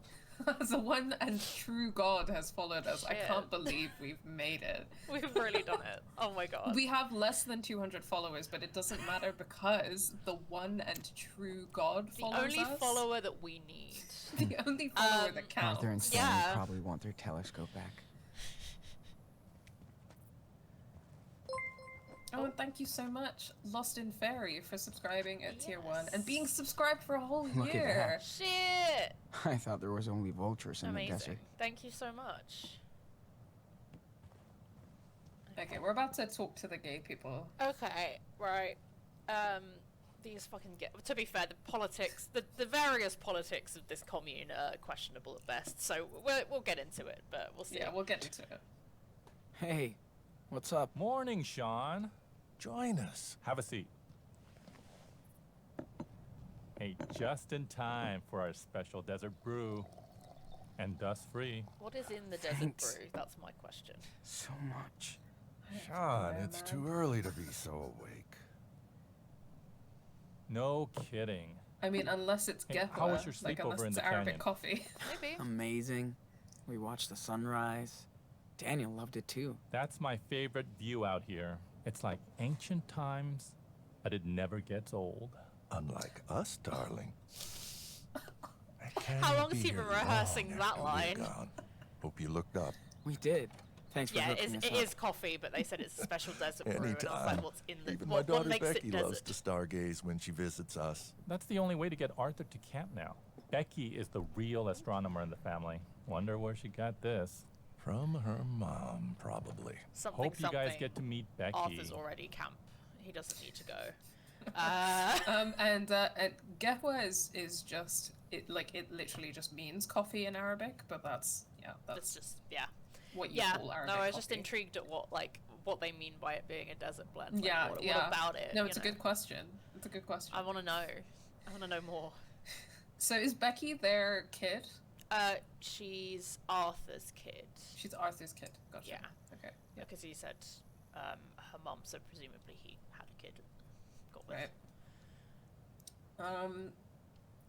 Should we ask about her? Yeah. Does she come visiting often? Not as much as I'd want. Can't really blame her. But you know, well, some parts of the year, this place is full of friends and family. Christmas, for example. Oh, Christmas would be great there. Be Yeah, so it'd be a fun. great time. Christmas in the desert. That's where I want to be. Yeah. Why come here? I'm interested in their origins, Tia. Yeah, sure. I don't want to assume they get bored. Like, why would they get bored? They're having a great time. They're in a commune in the desert. Like, Yeah. Why would you get bored? So, why did you come out here? Because we got tired of people's bullshit. Things Real. change. But being gay is still dangerous. The end. Sean, I'm almost 60, and I was a happily married man for 20 years there we go. until I came out. I don't blame my family for being in shock, but I didn't think they'd disown me. My other daughters won't even talk to me anymore. Jesus. That's really rough. Yeah. So why stay? Yeah. After we got together, we both had serious breakdowns. Then we got the hell out of the Bay Area. For the better. I hear that. Stanley I'm just so fucking tired of really running. gives me I like hope me Bay and Daniel Area will tech find bro. our own. Like he gives me ex Bay Area tech bro. Like something You're about the way so he right. is, I'm like, oh, he worked for Apple. Like I just know it. You know, he was in fucking Silicon Valley. Like, yeah, Yeah. that's what it's giving. I don't know Yeah, about I think Arthur, you're on the but, money. but I know, like, Arthur could have been a barista, but Stanley was working in tech. I just know it. I feel like Arthur probably got his No way. tattoos after he came out. I would, yeah, maybe. Maybe. Definitely. Maybe. Yeah. And Especially if he's like performing happily married man, you know. yeah, exactly. I feel like, you know, he was like a desperate housewives, like polished wisteria lane suburban dad. Yeah. And then all of a sudden he's like, I'm gay. Actually, and I'm everyone gay. freaks out. That would have been such a Desperate Housewives plotline, to be fair. Yeah, it would have. I mean, the closest that they had was when Bree, the conservative woman whose ending is that she becomes like a Republican politician. Anyway, that her son is gay. Yeah. And that whole relationship is fucking crazy. I don't know if you guys have ever watched Desperate Housewives, but it's super chaotic. I would like catch episodes after Ugly Betty, so like that's my knowledge of Desperate Housewives. But I would watch the episode, but it would be like completely like I wouldn't have a clue what the fuck else was going on, you know. It's this is super the drama chaotic. now. It's super chaotic, and Like, it hasn't don't aged they, well at all. No. But it's a really good time. Wasn't there like a 5-year time gap where like Gabby like gained weight and that was like a big deal, and then like her husband was blind for a bit and then stopped Her husband being was blind. blind for a bit. That was the whole thing. And I don't then- know if there was a plot line about Gabby gaining weight, but you know, now that we're saying it out loud, it feels very telenovela. It is. I mean, again, perfect carry on from Ugly Betty. Like perfect like Thursday night viewing. Spot on, Channel 4. Well done. Yeah. Yeah, and then there was, I can't remember her name. There was one who like became a cam girl for a bit doing cleaning, and she also had Gabby to go and did that as well. Gabby. No, that was Susan. And she had I fucking to. hated Susan. Yeah, Susan was the worst, but she also had to be on dialysis for a bit, and then like stole someone's kidney. Anyway, but yeah, Ugly Betty, Desperate Housewives. That was a place to be for me. It was like, I get to stay up late and watch TV with my parents. That's the vibe. You had to be there. You really did. It was such an experience. It was that and like murder mysteries. Like that's the shit my parents were watching. So, yeah. You will. People come here to reset their life, become the person they want to be or used to be. You're smart. You'll figure out your next direction. I just know he knows how to code. Speak for yourself, Grandpa. My body might be 59, but I'm 25. Uh-huh. I'll remember that on the next hike. I'm gonna see what Daniel's up to. I also love hiking. Thanks for so the desert, this really is my dream. Yeah, I love the desert and hiking and These two communism remind me of Clarence and T. friends. In a weird hippie version. Oh, they have an American flag. Yeah, but then it's like, and then the rainbow flag. Yeah. Get out! It's so liberal, isn't it? Again, this is why I just know he was a tech bro, because it was so. I know he was like doing the whole like gay tech bro vibe of like being very repressed, but being like openly being like out, but like being like very repressed about it and being like, I'm not like gay men who go shopping, you know, like I'm different. Like that kind of guy. It's funny because I feel like I'm less familiar with like a gay tech bro trope, but I'm very familiar with like gay the trans girl tech bro trope. Yes. Oh my god, maybe. So I don't know. Yeah. No, I had a friend who I like in first year of uni. Well, all of like my undergrad basically, and I think one of the best things was like he was out as gay like when I met him, but one of the best things was seeing him like, because initially he'd been very like, I'm not like other gay men, you know, like in the I'm not camp, I don't like shopping, like that kind of thing. But obviously that was rooted in a lot of like internalized homophobia, like internalized right? homophobia and misogyny. Yeah, and it was really nice to see him like over those 3 years, like I don't know, learn that wasn't a bad thing, and like yeah. It's so pinkwashing. Yeah, it's giving pinkwashing. You're right. Yeah, they've got a lot of work to do. Yeah, it's very like gay America. We're so different. We go to Pride. We're just like you, gay people. We're just like you. We love America. It's an American flag, but it's actually pink. Losing it. Just to be clear, we hate America. You think they picked this up at the gas station? not. It's too cute. Looks like Brody, the bear. Wonder where he's at now. Maybe Brody is a bear. He could write be. our whole story. I mean, I think he is in the story, but as in, like, Yeah, I know what you mean. the gay Don't worry. subculture. What was I gonna say? I was gonna say land back. Fuck America, land back. Yeah. Yeah. That's what I was gonna say. Yeah. Yeah, it's so weird being pro-America while living outside typical American society. Like, yeah, like it's that's what you left, guys. Do you know that? Yeah. Like, you left.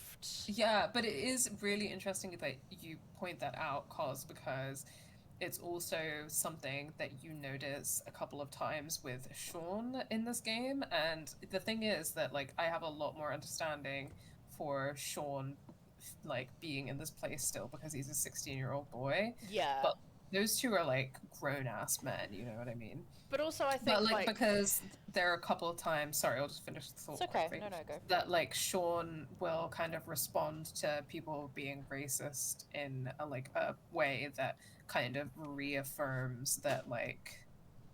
That reaffirms that, you know, I'm an American. Like, I was born in America.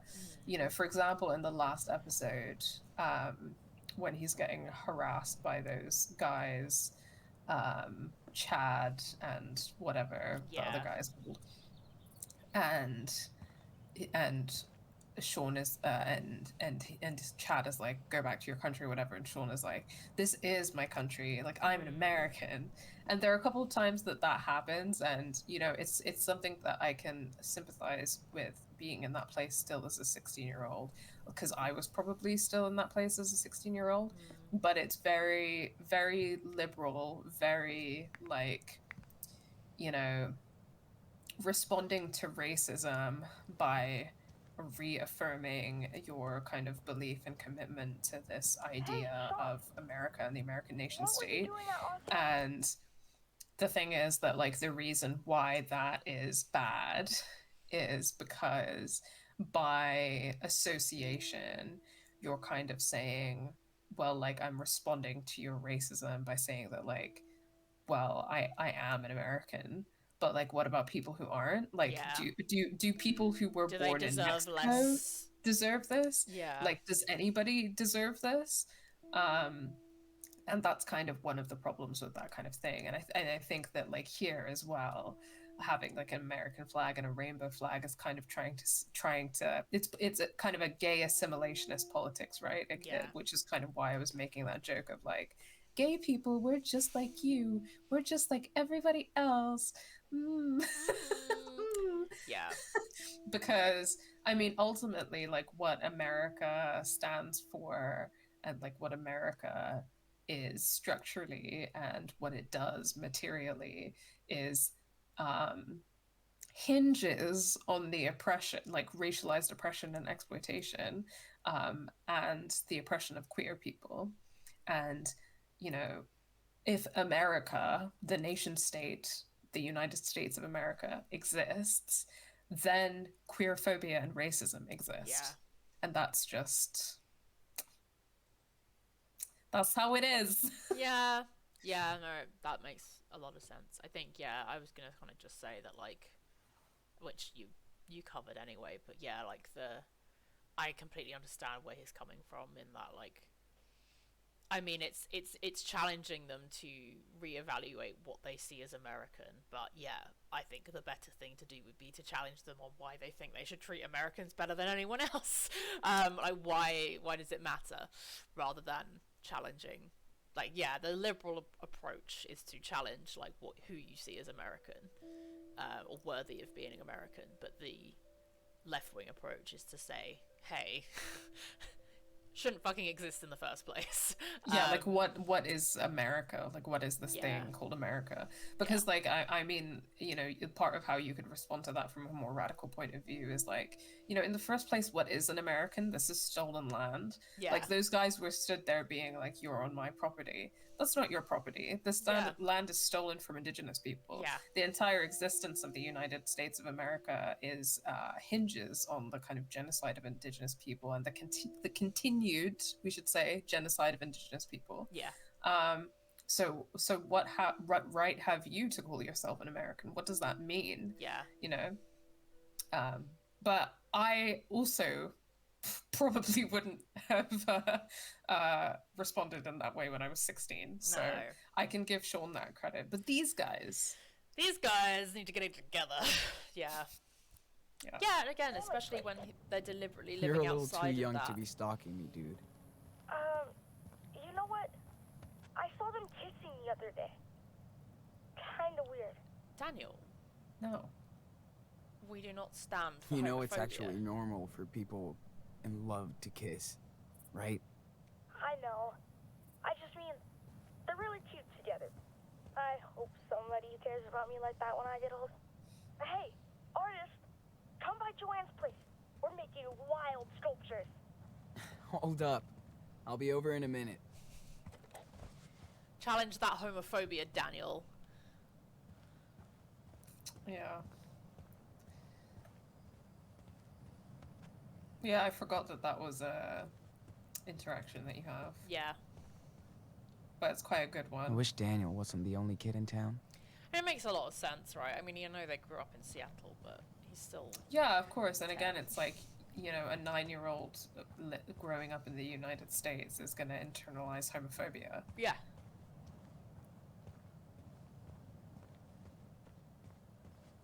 But anyway, on that note, let's talk to our mom's girlfriend. Yeah. Dude, remember when you totally fell asleep during that Bollywood flick? Because it was so lame after those cool cartoons.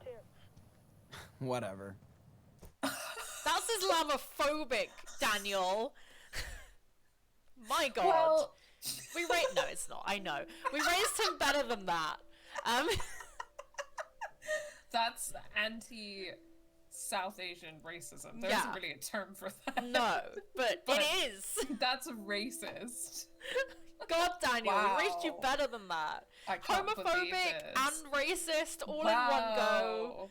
Imagine being racist towards Indians. I can talk shit about Indians because I'm from South Asia. You can't do that. Get it together, Daniel. God.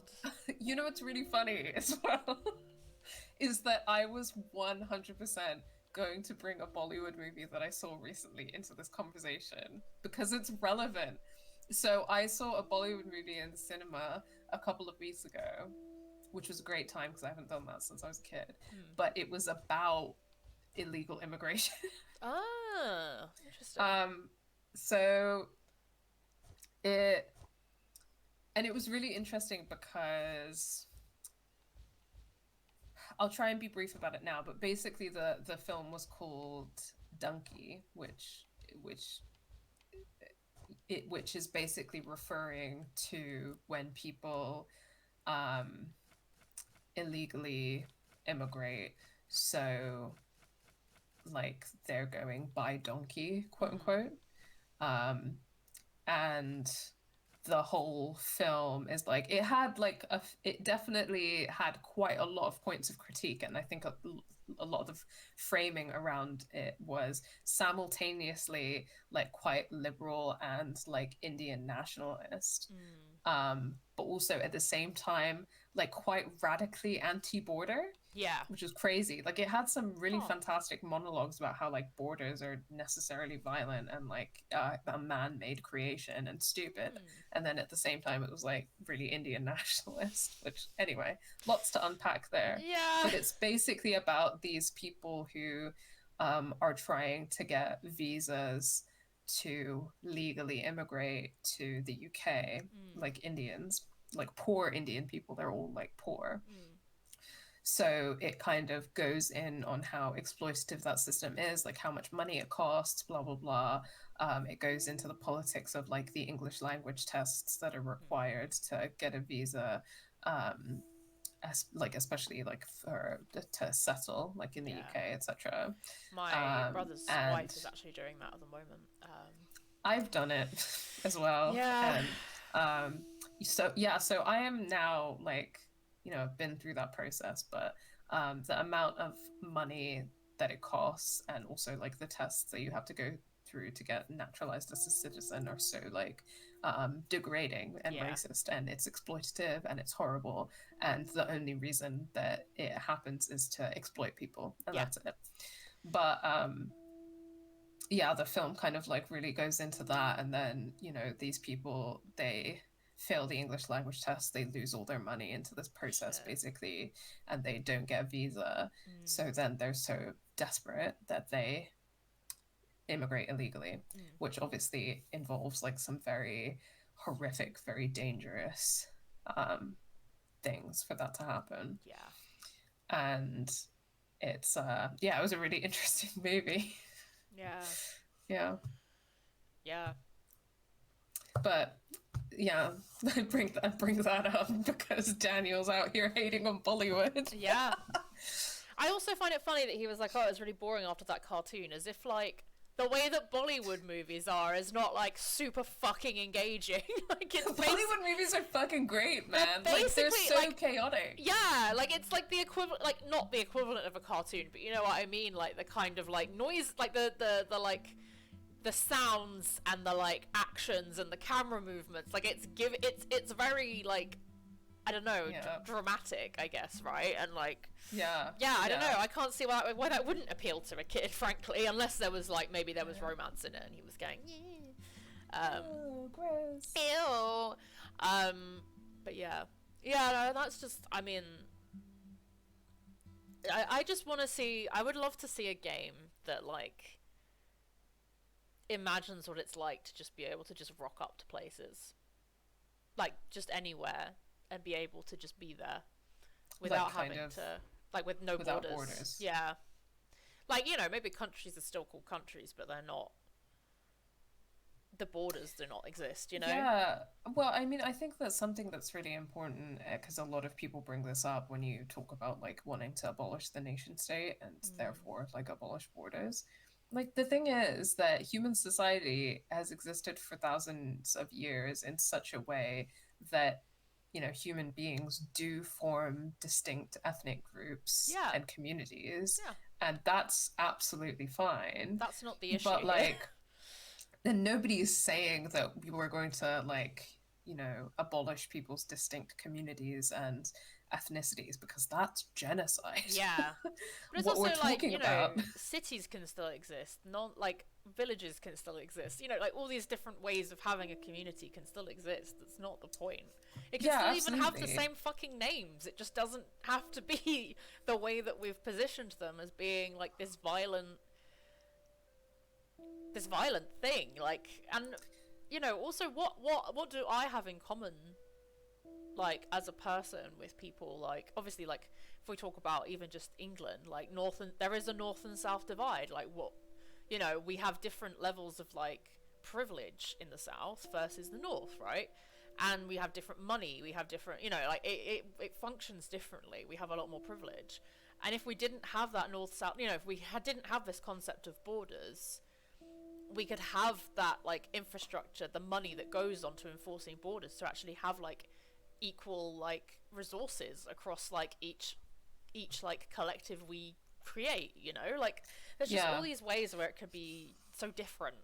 Yeah, for sure. I mean, the point about the fact that all of like, it's so expensive to police borders, right? And the money that goes into policing borders could simply go into communities and like universal healthcare and universal education and like all of these things. But also like the nation state, like a lot of people simply don't know this because it's so like naturalized to us, but the nation state is a fairly modern invention.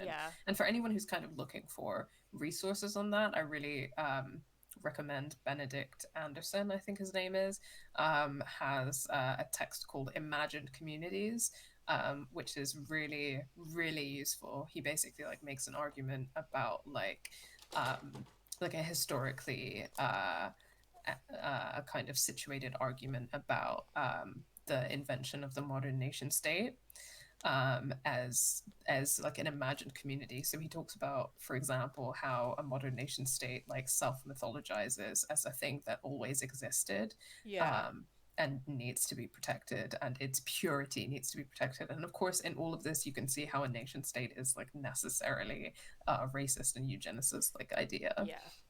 But yeah, really fantastic. Imagined Communities by Benedict Anderson. Really recommend it. But also, yeah, I mean, like, you know, for example, if we're talking about Palestine, a lot of people want to debunk or discredit your arguments about the freedom of Palestine by saying like a Palestinian state has never existed. Correct, a Palestinian nation state has never existed, but Palestine has always existed. Yeah. A distinct community and ethnic group and historical and ancestral group called the Palestinians, located in the land of Palestine, has existed for thousands of years. Yeah. The name Palestine has existed for thousands of years. How the Palestinians refer to themselves has changed over time, but for a large amount of history, they've called themselves Palestinian. The ethnic makeup of Palestinians has changed. So, you know, Palestinians weren't always an Arab majority. Palestinians weren't always a Muslim majority, which is, you know, absolutely fine. The kind of geographic space of Palestine has shifted over thousands of years, right? So what the Byzantines called Palestine and what the Romans called Palestine and what the Ayyubids and the Umayyads called Palestine and what the Ottomans called Palestine was slightly shifting. You know, sometimes it was into a bit of modern Lebanon, Syria, Jordan, etc. But it was always there, right? And people went in and out of Palestine. People became Palestinian. People left Palestine and went other places because people could, you know, more freely move in and out. But to discount all of that and say that because a nation state of Palestine, which again, a nation state is an invention of the past 100 or so years, didn't exist, is not only a completely disingenuous and racist argument, but you could say that of any historical community in the world. Yeah. Because the same is true of the English. Who the fuck are the English? God, I mean... What is England? Not... Who fucking knows, you know? Like, it's... I think it's so... It's so interesting to me because I think when we have these conversations, people often talk about, like... I don't know, like... In my opinion, movement is natural. Like, movement from different you know, from one place to another, that is natural. What isn't 100%. natural is colonization. And colonization 100%. happens because of borders. Because we create, like, well, we, as in literally we, the West, have created borders on the world. We have imposed, for the most part, these borders that don't need to fucking exist. Like, yeah. I might still want to one day move to France, but that doesn't fucking mean that I'm like that is natural. Wanting to move, wanting to travel, wanting to see different cultures, wanting to experience different things is not, you know, is not anti. I don't know. Is still natural. Like, people moving has always been natural. People going to places and trying new things and being in different locations will happen. Will continue to happen. But it doesn't have to happen in the way that we do it. Yeah, 100%. And I think something to always remember this as well is who do borders actually materially affect? Because there's a class of people that can move rather freely in the world. And why is that? It's because of their wealth and it's because of their nationality. Yeah. Well, like, I, as a person who was born with an English passport, being given and then was given an English passport. Obviously, I wasn't born naturalized with an English passport as my but you know what I mean. Yeah, my ability to travel the world is so much different, as I said at the beginning of the stream. Like, I do not face repercussions for moving through like customs checks, and no, those customs checks should not exist. But I didn't experience what someone like you would experience in that same situation. I just didn't. Yeah. And I think it's always important to remember that borders exist. There's a class of people or classes of people that can for whom those borders may as well not exist because their ability to move is so free. Borders, what borders allow the ruling class to do is to, like, first and foremost, to exploit people and to make money. That's what borders facilitate, right? Because like borders make an enormous amount of money for the ruling class because people are charged so much to get visas, to become citizens, to travel, to all of those kinds of things. So am I right people in are being saying... exploited by borders, right, financially on one level, and then also it allows the facilitation of like a eugenicist and white supremacist project, right? So the reason why there's like a cyclical debate in England or like in the US or what have you about immigration and protecting our borders, of like, it's, why does that sound racist? Because it's racist. Protecting your borders from whom? People who are suffering from war and devastation that was caused by your government and trying to find somewhere to live safely. They don't want to leave their homes because of war and devastation, do they? No, like, fucking hell. Like, and yeah, I mean, we think about Palestine now, like, the UK has not got any plans to take in Palestinian people after, like, those who've managed to escape. What were the fucking plans for when the Ukraine stuff happened? Like, it was insane. People were, like, desperate to welcome in Ukrainians. Like, they were, like, all over it. It was, like, this kind of national project to, like, make sure we had space for Ukrainians, and, like, this many Ukrainians will do this, will do that. And people are still talking about it now. People are still fucking fundraise. Haven't heard a fucking peep about Palestinians and, like, what are we going to do for Palestinians? Like, are we going to make space for them? Like, no, nothing. Because it's racist. It's literally racist. And honestly, like, I really challenge someone to think of like one good thing that borders accomplish. Like one. Tell me one. Because I swear to God, there isn't a single one. No. Anyway. Sorry, I'm just Googling something. Okay, yeah, that's no problem.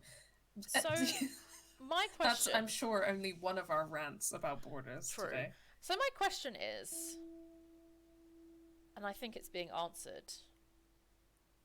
So,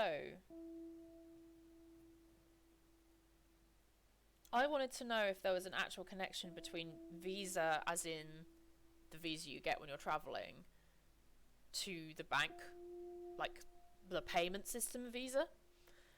Right. I don't know that there is. I think they just chose a name that people knew well in terms of their branding. Yeah. But I find it interesting that they would choose to name it the same thing. I was just wondering if there was like an actual connection, because obviously that would show like a financial connection too, right? Like literally, like if you, if there was a connection, but there isn't, as far as I'm aware. Yeah. Also, anyway, that's the first of our rants about borders today. Also, Lost in Fairy, I also agree.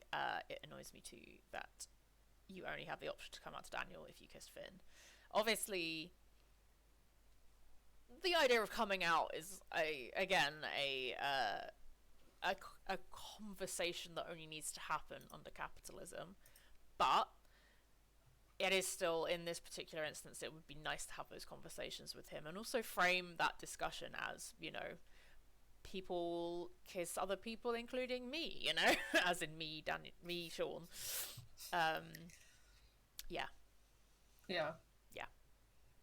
But yeah, I think that is frustrating, and it is by erasure, as per from... Even though we literally said earlier in the game that we are Sean is attracted to boys. Like, we did say that earlier in the game. We obviously just didn't pursue Finn because... fuck that guy. Fuck that guy.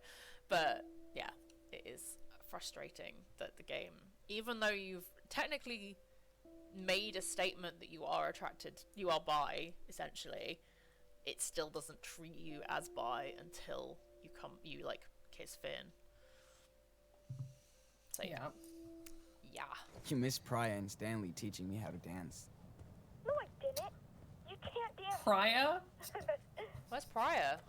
Who's Priya? Hello?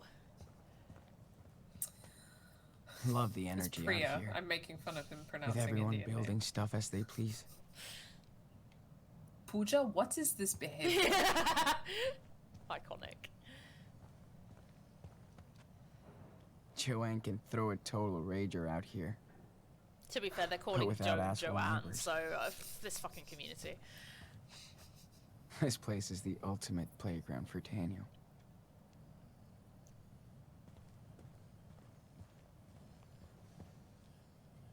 There's power cuts all the time here, Sorry, I'll stop looking at like literally. but no one's really everything. bothered Don't by really it. need it.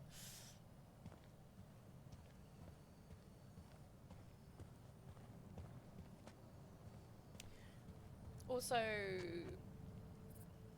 there's something to be said about obviously them as a community. They have like generators and stuff, but it's interesting that like obviously you have to be part of society in order to have access to energy,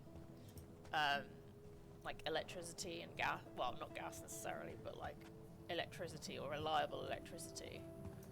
They have to put themselves up to generators, and presumably, I don't know how much that costs or like what that means in functionally, but yeah, because they are not. And again, I mean, I know this game sort of talks in many ways about homelessness or houselessness, but yeah, it's something that I don't think we talk about much, but is interesting and important in the way that obviously our resources are not nationalized, right? So, or it doesn't have to be nationalized, it could be just universalized. But we only get access to certain things if we pay a private company. Yeah. Yeah, That's my thoughts that's a good point. on energy. What's up, Joanne? See for yourself. Man, check this out. Okay, Daniel. Let's take There a she little break. Got is. Karen's goof. Goof. And yeah, That child queerness is as action, not identity, is something special. Yeah. I It's hear this one frustrating. a lot. And for a game that, or a series of games that, you know, kind of originated as like, I guess, by representation, it really Although, shows. Sorry. Parentheses. Yeah, not really. But like, it really does. Like, I feel like they haven't really figured out how to actually tell bi stories in a way that feels, I don't know, genuine. So I do think that I don't have any easy answers for this, because like I do think that sexuality is not just identity. Like I feel like my understanding of sexuality and let alone queerness, which is another thing entirely, is that it is a combination of how you feel and how you choose to present yourself, identify yourself, and relate to others, and navigate the world that we live in, which is a highly politicized world.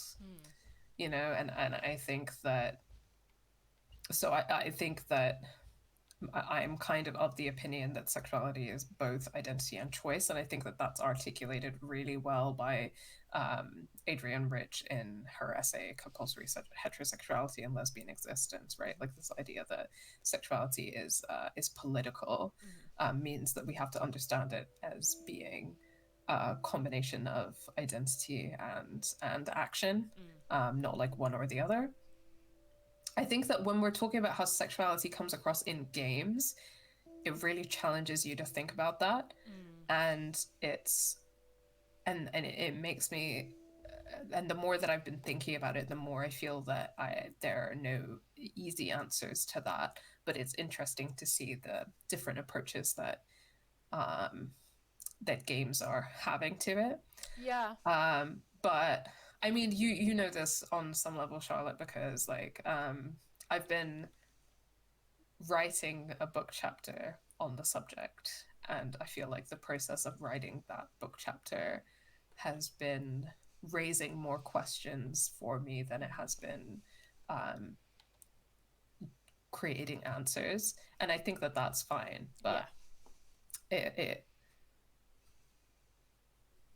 yeah, because then I think that in this game it makes you think, for example,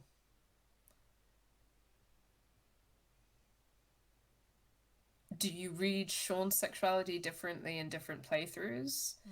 And you know, is Sean's sexuality something which is static? Yeah. I Is mean, if we it talk about like sexuality, as a lot of it is choice as well. I mean, that's something that I know we talked about and have talked about before in terms of Life is Strange 1 and reading Max as a lesbian.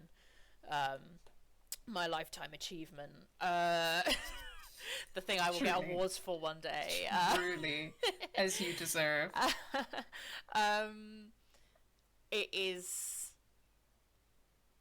It is as much. Like, yeah, it is. It is identity, but it is also choice. And choice, like, you only show identity through choice, right? Or you not only, but Yeah. you choose to identify how you choose to, right? Like, I've met people who are bi lesbians, and that is not necessarily something I personally understand, but like that's how they've described themselves. We could get into the semantics of that, but ultimately they have chosen to identify that way.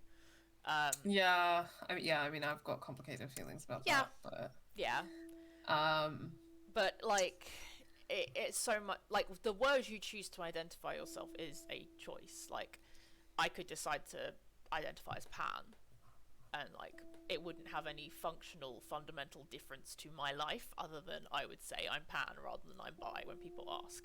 Like, it really Yeah. doesn't like materially Yeah. affect me. But it is a combination of both, right? Yeah, yeah. Because if you, like, for example, if you as a person who's like in a relationship with a man right now suddenly said that you were a lesbian, Yeah. like, words mean things. Yeah, it would be a And- lie. And so that's why I mean, Yeah. I don't want to get super into it today, but that's where my feelings about like bi lesbian or pan lesbian kind of become, well, you can't just say that you're something without understanding that words have meaning, and the reason Yeah. why words have meaning is because they exist in a context. Yeah. So that's the kind of caveat that I would have, that like, you know, it's both choosing to identify it and choosing to like navigate the world in a certain way and how you feel, but also it's dependent on that context of the world that you're in, right? Yeah. Like, And I mean, with like Life is Strange games as the example, like I've chosen to play certain Life is Strange games and said, okay, I am playing this person as this sexuality. yeah. Let's go. Let's see how it goes down, you know. Yeah, and also I think that maybe it's worth saying that doing that in a game is very different from being a person in real life. 100%. But as in, when we talk about like sexuality as changeable and as fluid, not in that way, but in the, you know, fluid in that in our lifetimes we may change our feelings about our sexuality, or we may have different experiences, not in that we could all be a little bit bi, not in that way, but I think these things are changeable and they are culturally defined and defined by our context as people. You know, like I might have identified as bi a lot younger had I not gone to an all-girls school that was deeply lesbophobhic, you know. Like, these are all, Yeah. there are so many cultural influences on the way that we identify as well.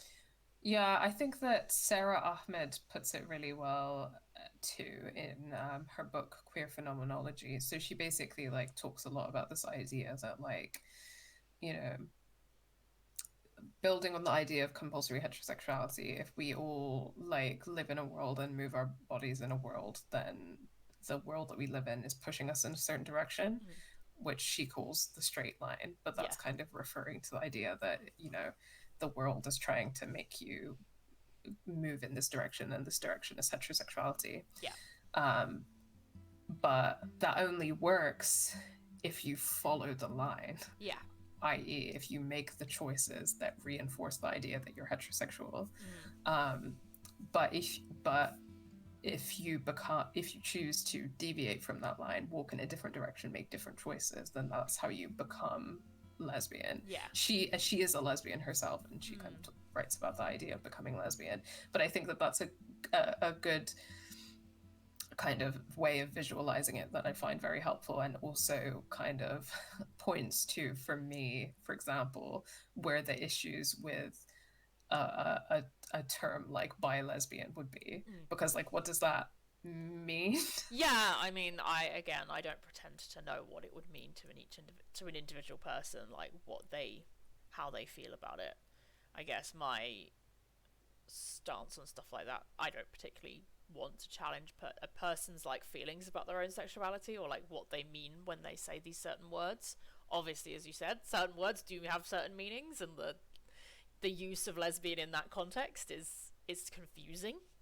And I guess not just meanings, but material effects. Like what? If you're calling yourself a bi-lesbian and you're dating men, you should probably get lesbian out of your sexuality pretty fucking quick. Because that has material effects. I think that that's kind of where my thing comes into play, and I think that that's you know, for example, like a lot of lesbians, myself included, have been on the receiving end of a very specific kind of lesbophobic violence that kind of uses this you know, rhetoric of like, you know, eventually you'll be with a man, you just need to find a right man, you like men, really, etc., etc. So if you refer to yourself as being both bisexual and lesbian in a world in which that kind of material violence occurs towards lesbians, then I think that you are making a choice that is ignoring context and has an impact on other people.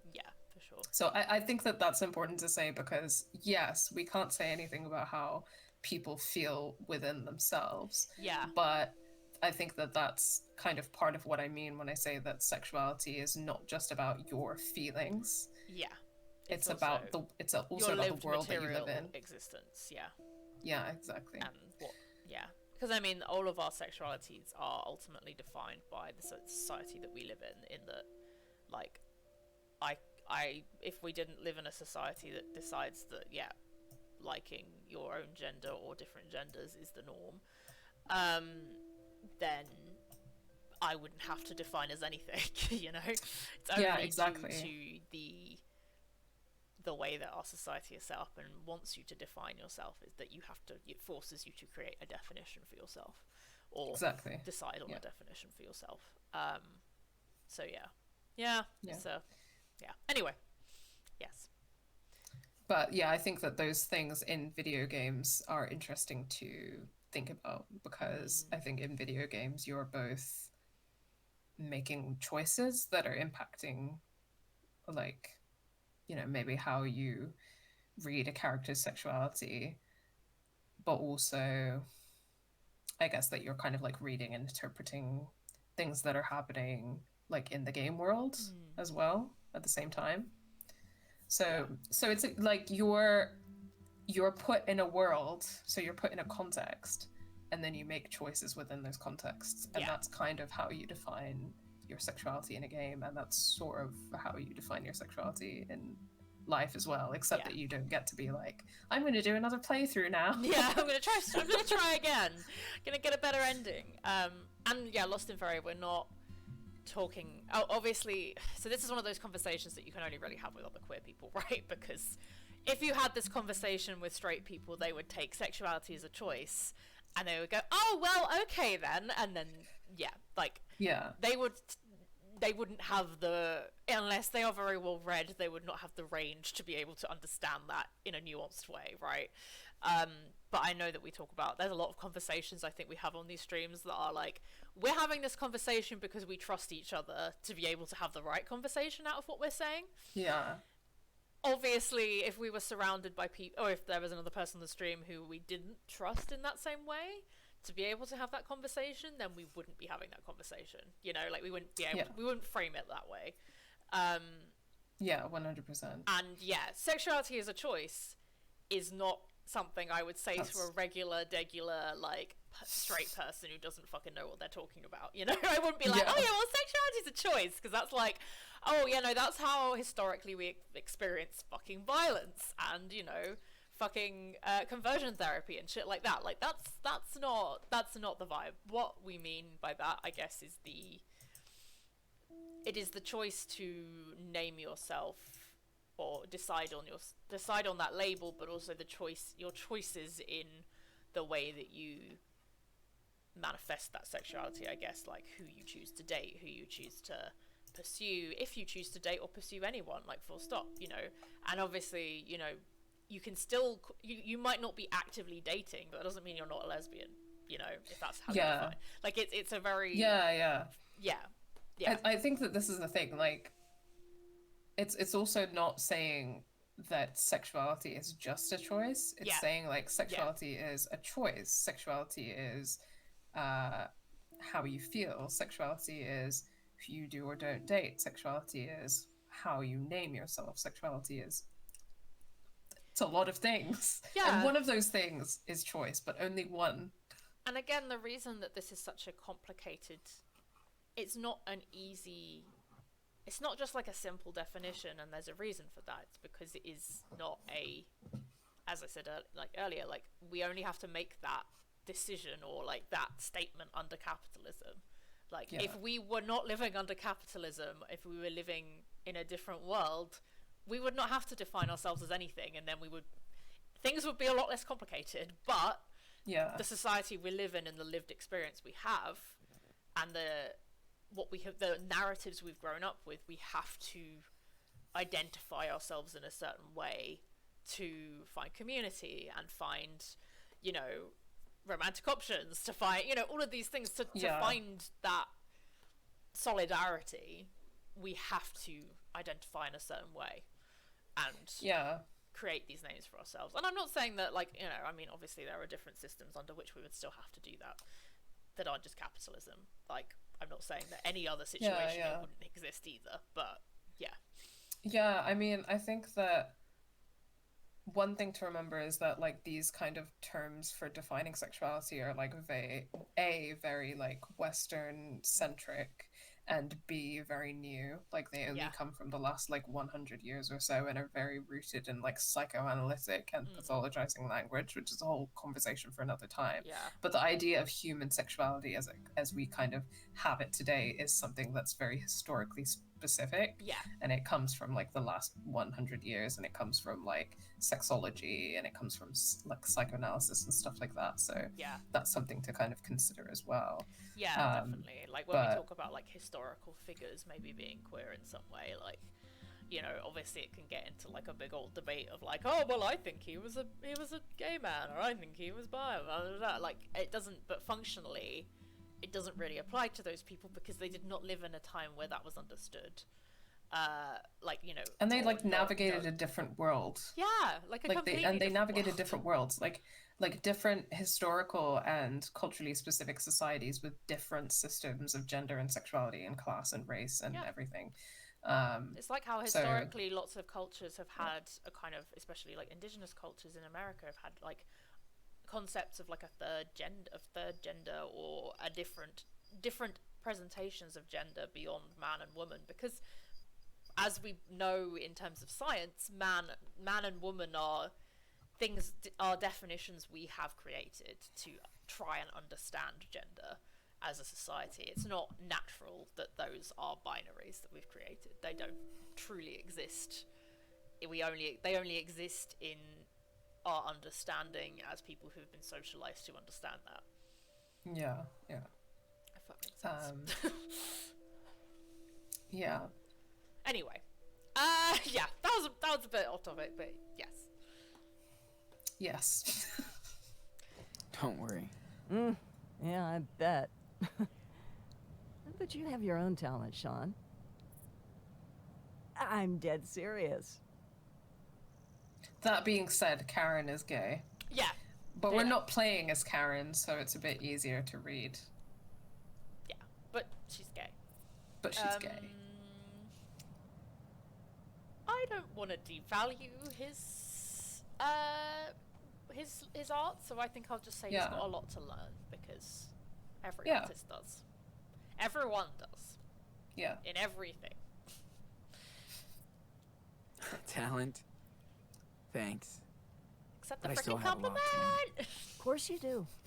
Only dumbasses think they know everything. Exactly. So It's true, okay to not Joanne. know stuff. She's right. She's gay and she's right. Don't She's worry gay. so much about the outcome. An artist has to take a leap of faith about every other week.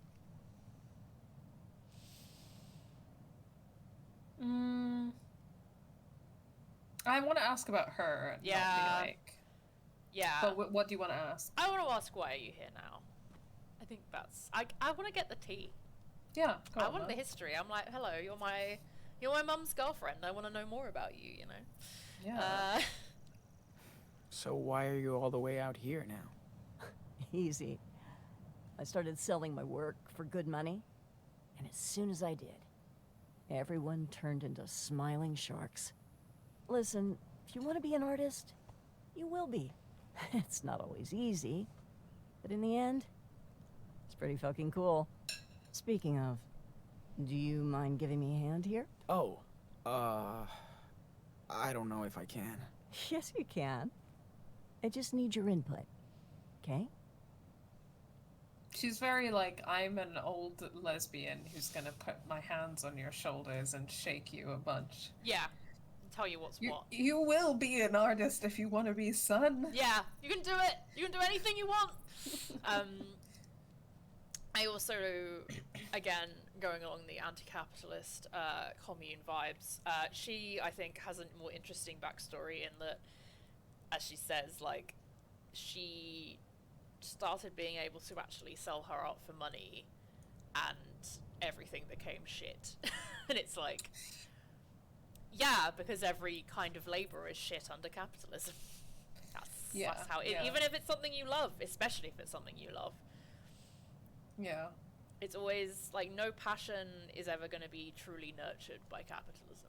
Like, it's just not.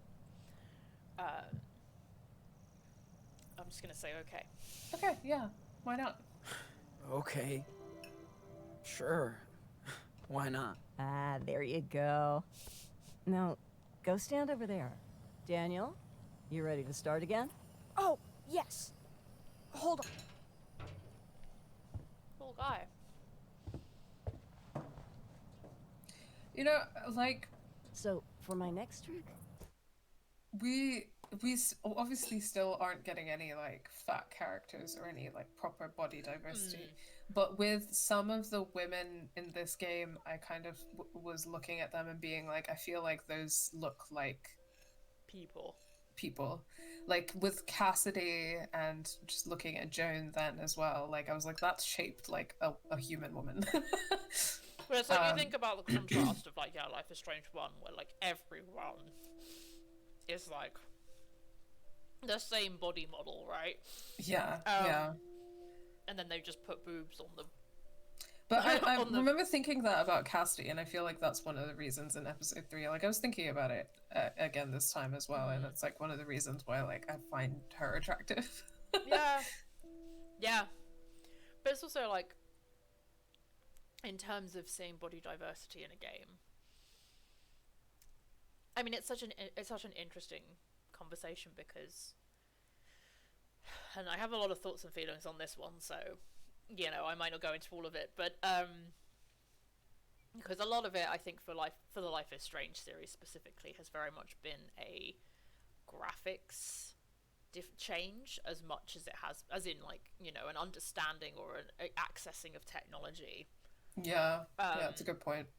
As much as it has been representational, / like the choices that they've made. As it's like, yeah, you make choices as a developer and as an artist in that, you know, you can draw anyone the way you want. Why have you chosen for them to be skinny? You know, like that kind of thing. But, and those decisions will always be influenced by fat phobia, because we live in a society that's fat phobic.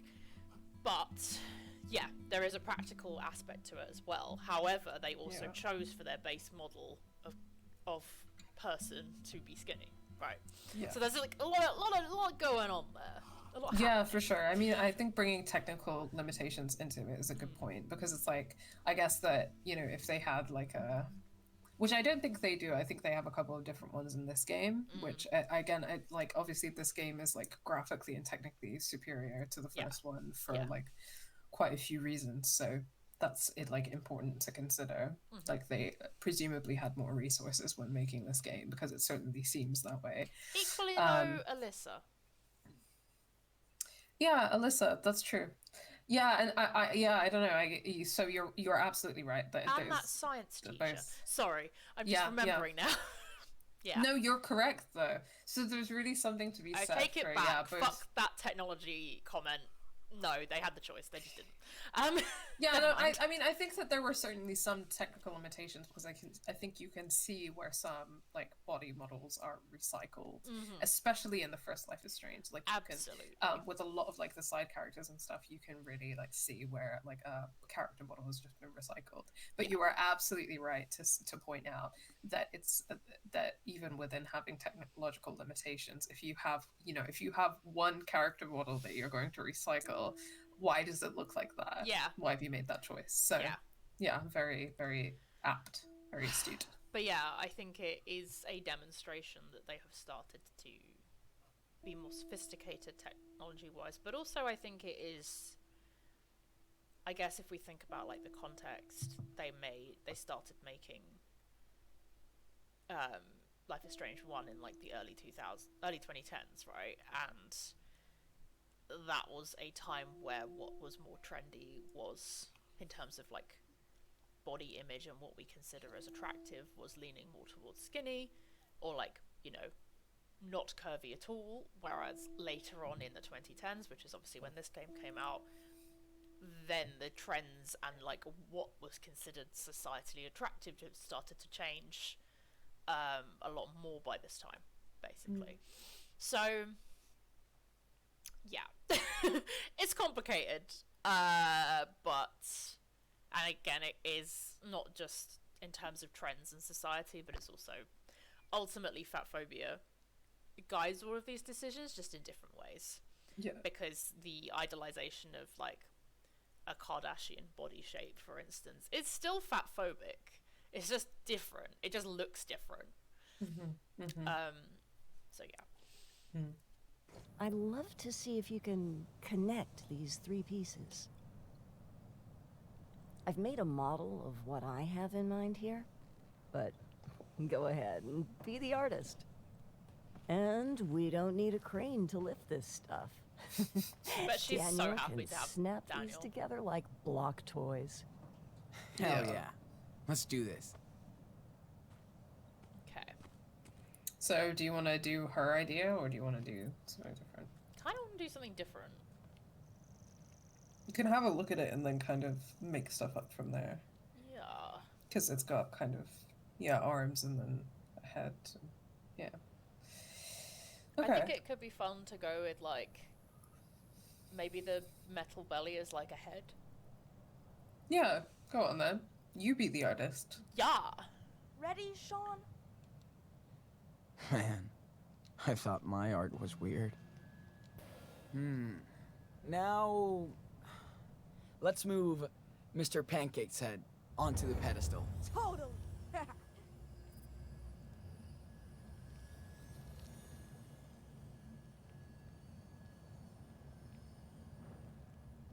Maybe you should keep the same bottom piece, don't you think? Daniel, you know every artist sees and does things differently. I know. I just wanted to help him see it in my way. Daniel's like, but you should do it this way, because I want it like that. Now, let's throw on that spider. Check it out.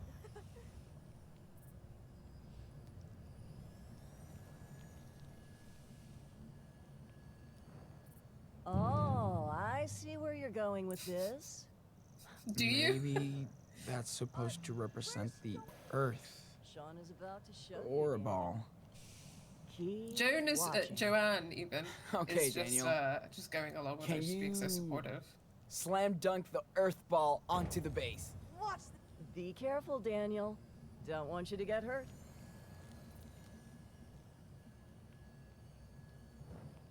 I enjoy him having a big head. I think it's a sleigh.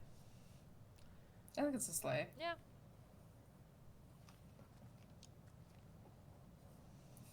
Hee hee.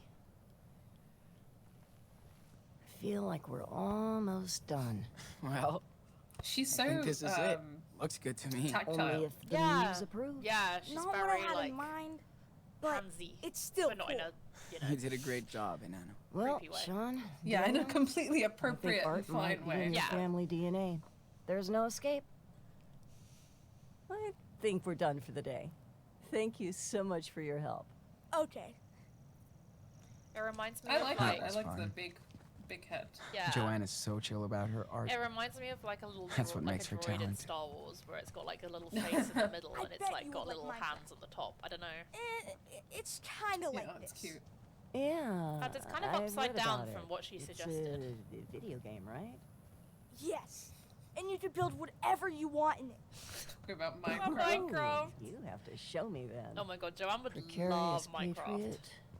Joanne is so shrouded ready in to be dust. mum. Yeah. Like, I feel like She's like, I'm gonna be the Word best fucking stepmom politics. ever. It's like- Yeah, you I don't know hate it. if you. Sorry, I'm gonna pause this. I don't know if you follow Sarah Shower at all on. I do. Yes, iconic. But I love when they do this like lesbian stepmom like little skit that they do occasionally. It's my favorite Yeah. thing, and it's always like so much eyeliner, like proper like classic like almost like a very heterosexual idea of what like a stepmom could look like. You know, that kind of creepy porn obsessed one, but like Yeah. lesbian. And I just really Okay. enjoy that as like a take, I guess. I don't know. I really enjoy it. But like also very maternal and like not like, you know, doesn't act in a way that is heterosexual, if that makes sense in any way. Does that make sense at all? Very maternal. Unlike those heterosexual mothers. As in the way that like I I know, I'm just making fun of you. Shush! I watched the Mean Girls musical All the way down.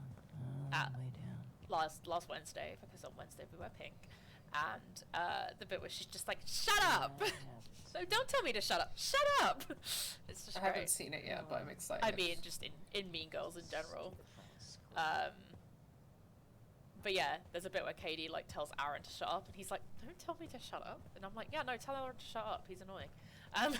He sure is. Do it. I heard that Renee Rapp is very pro Regina George being gay. I think So- she is trying to play Regina George as being gay. Yeah, yeah. I don't think it's necessarily acknowledged by the script, but But I- she's trying. she's trying. Superwolf to the Silver Runner. Copy. I hid something super cool for you to find. Will you accept this quest to find my secret treasure? You know I will. Yes. 10-4. Okay. You're on it, Nano. If I can find you in a forest, I can find anything. Yes. Thanks, Sean. Nice little callback to my fucking panic attack. This Is is you must pirate find voice. the two items that will reveal where the treasure is. that meant to be Deal. Scottish? So for the first item is near the place with many wings that cannot fly. Oars? Is that the wind That's mill That's thingy? your clue? Yeah. I'm Oh, just and- trying to work out what the accent is. He's trying to do a pirate voice, like he's trying to be like, "Arr, matey." Yeah. Wait, big brother. But also, like, it actually sounds more Scandinavian, which is more accurate to what a lot of Vikings. It's outside. Anyway. Okay. I know it's somewhere around here. Speaking of pirates, again, a shout out to the Yemenis, Just look around. who are doing the absolute most right now by Tim blocking Bouffet shipments to Israel. Chalamet. My favorite. Yeah. Sorry. Yeah, that's it. Just a shout out. And also, you know, if your country, like ours, is like literally the arch villain of the world and has started bombing Yemen in response, then remember that you can write your MP. You can get involved in some actions to stop the UK government and also everybody else bombing Yemen. Yep. Because fuck that. Fuck that. Also, I don't know cause about God blessing pirates and piracy due to their impact and their influence in the slave trade in the 1800s, but it's complicated. the way that we identify pirates now, specifically Arab pirates / Somali pirates / Yemeni pirates, they slay. They slay. Some pirates just slay. Is trying what to do I'm their thing, but yeah. Thanks, Ms. Mango Plays, for hanging out. I hope that work is okay for you today. And thank you for blessing us with the best of streams and also your fantastic joke earlier. It was a very good joke. Yeah, I think that the piracy conversation is a nuanced one to have. I think that I often think that when white queer people like romanticize pirates, there's a lack of like engaging in the less savory parts of the history of piracy, which is that, you know, in the West in particular, like many pirates have been involved in some way in facilitating like the transatlantic slave trade and other like colonial projects. But then also there are like pirates who, you know, do anti-establishment things like the Yemenis, and I think that those are it's a complicated history that I think that we need to be having a more nuanced conversation about, because it can't be reduced to like pirates are cool because be gay and do crime. Also, pirate as a term is very weaponized and racialized at the moment. Absolutely. In our current understanding of what a pirate is. I don't think the Yemeni Houthis call themselves pirates, but no, because they're just doing the right thing. They're just doing direct action. It's similar to the word criminal. It's like it is called what it is because it is illegal to us, our understanding of what the law is, because obviously our laws are different than like Yemeni laws, for instance. But yeah, I think it is as similar to. It's okay, cause it's like something I didn't really think about much until me and Sara talked about the our flag means death stuff. So yeah, I hadn't really that's considered absolutely it, so. okay. As always, this is a learning and sharing space. No judgment here. I found a map of a way. Yeah. Don't lose it because you'll need it to match up with the other part. Is the commune called Away? Now, Interesting. For the second item, you'll need to find something that eats the sun. Uh-huh. Sure. Getting warm. I genuinely love a learning and sharing space. Well, you're in the right place. It's like a solar panel. You're in the middle zone. Solar panel?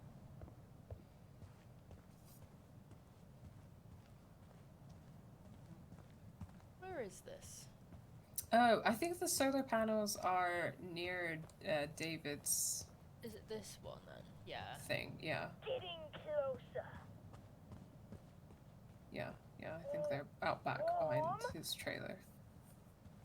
Yeah, there they are. You're warming up. Pretty smart. You're never gonna run out of sun in the desert. Except at night, but yeah. It's fun. Ha. My clue. God, I want to live on a solar-powered commune in Arizona so bad. Solar power. I was gonna rap this. Found it. Nice. Beautiful. Yeah. And it's a tracing paper sheet with a red cross. Yeah. Now smash up the other paper. And the treasure is yours, Captain Diaz. That's a pretty good Ahoy, little matey. scavenger hunt. I that think he's I done. have the whole treasure map. Aye, Captain. Now you just gotta dig your way to the treasure. Hope you know where to go. That's from a cool Chloe's ass map you backyard. drew, dude. Is it? I was gonna say. Everything about treasure hunting. Yeah, that's I was gonna say the that looks thing like Chloe that and her and Max. Max drew together. You remember it's in the backyard Yeah, I in remember Chloe's the backyard, house? but I Yeah. didn't remember that. Oh. Yeah, I remembered their. I recognised them. I was like, that. I'm pretty sure it's Max and Chloe, but yeah. Aw. Getting closer. Oh. You're warming up. Can I look at the map now? Yeah, I can. I don't know if David has that in the other version. I don't think he did. Oh. Because I think that. Yeah. Well, we'll talk about that when we talk to David. Yeah. Warm. Just spiking myself on a cactus. You're in the middle zone. Getting closer. Okay, I know it's in some of these cars somewhere. God, another junkyard full of rusted cars. Yup. I am thinking of the fucking bottles in this The particular scene as fucking well. bottles. Those fucking bottles! Curse the game dev who was like, oh, you know what we should do? Like, Honestly. fuck that guy. Honestly, but I think it's dead funny that ever It since is. Dontnod have been like quite willing to make fun of themselves This part for of the town ball is thing. dead this time of year. Nope. I should stay around Cold here. as ever. Aye. No bottles here. In episode 5, when she's like, oh, not bottles! Not again! It's like she knows. Aha! There we go. Ooh, looks like something's buried here. I think that's one of the other things that's fun about like doing it episode by episode, because I have a feeling that they added Yes. it I think I like, have found a after hidden it became treasure. a meme. Yeah, absolutely. Like, Yeah, I knew you could do it. I found this under an old trailer. Looks like gold, right? I'm not a prospector, but it looks like the real deal. Sure! You know what time it is. Victory! Dance time! he's such a little dork. Come on, dance! What is that dance? Goofball. Hell yeah! Wow. Oh shit! Skills. You Wow. asked for it. Fucking it up. Ooh. Those were movements. Oh sure. Almost as bad as Commander Shepard dancing. coming back. Oh my god, I Ready for the forgot mosh about pit, that. Shaka Bra. I forgot about that. Forgot about Oh, Commander Shepard. yeah. Oh, yeah.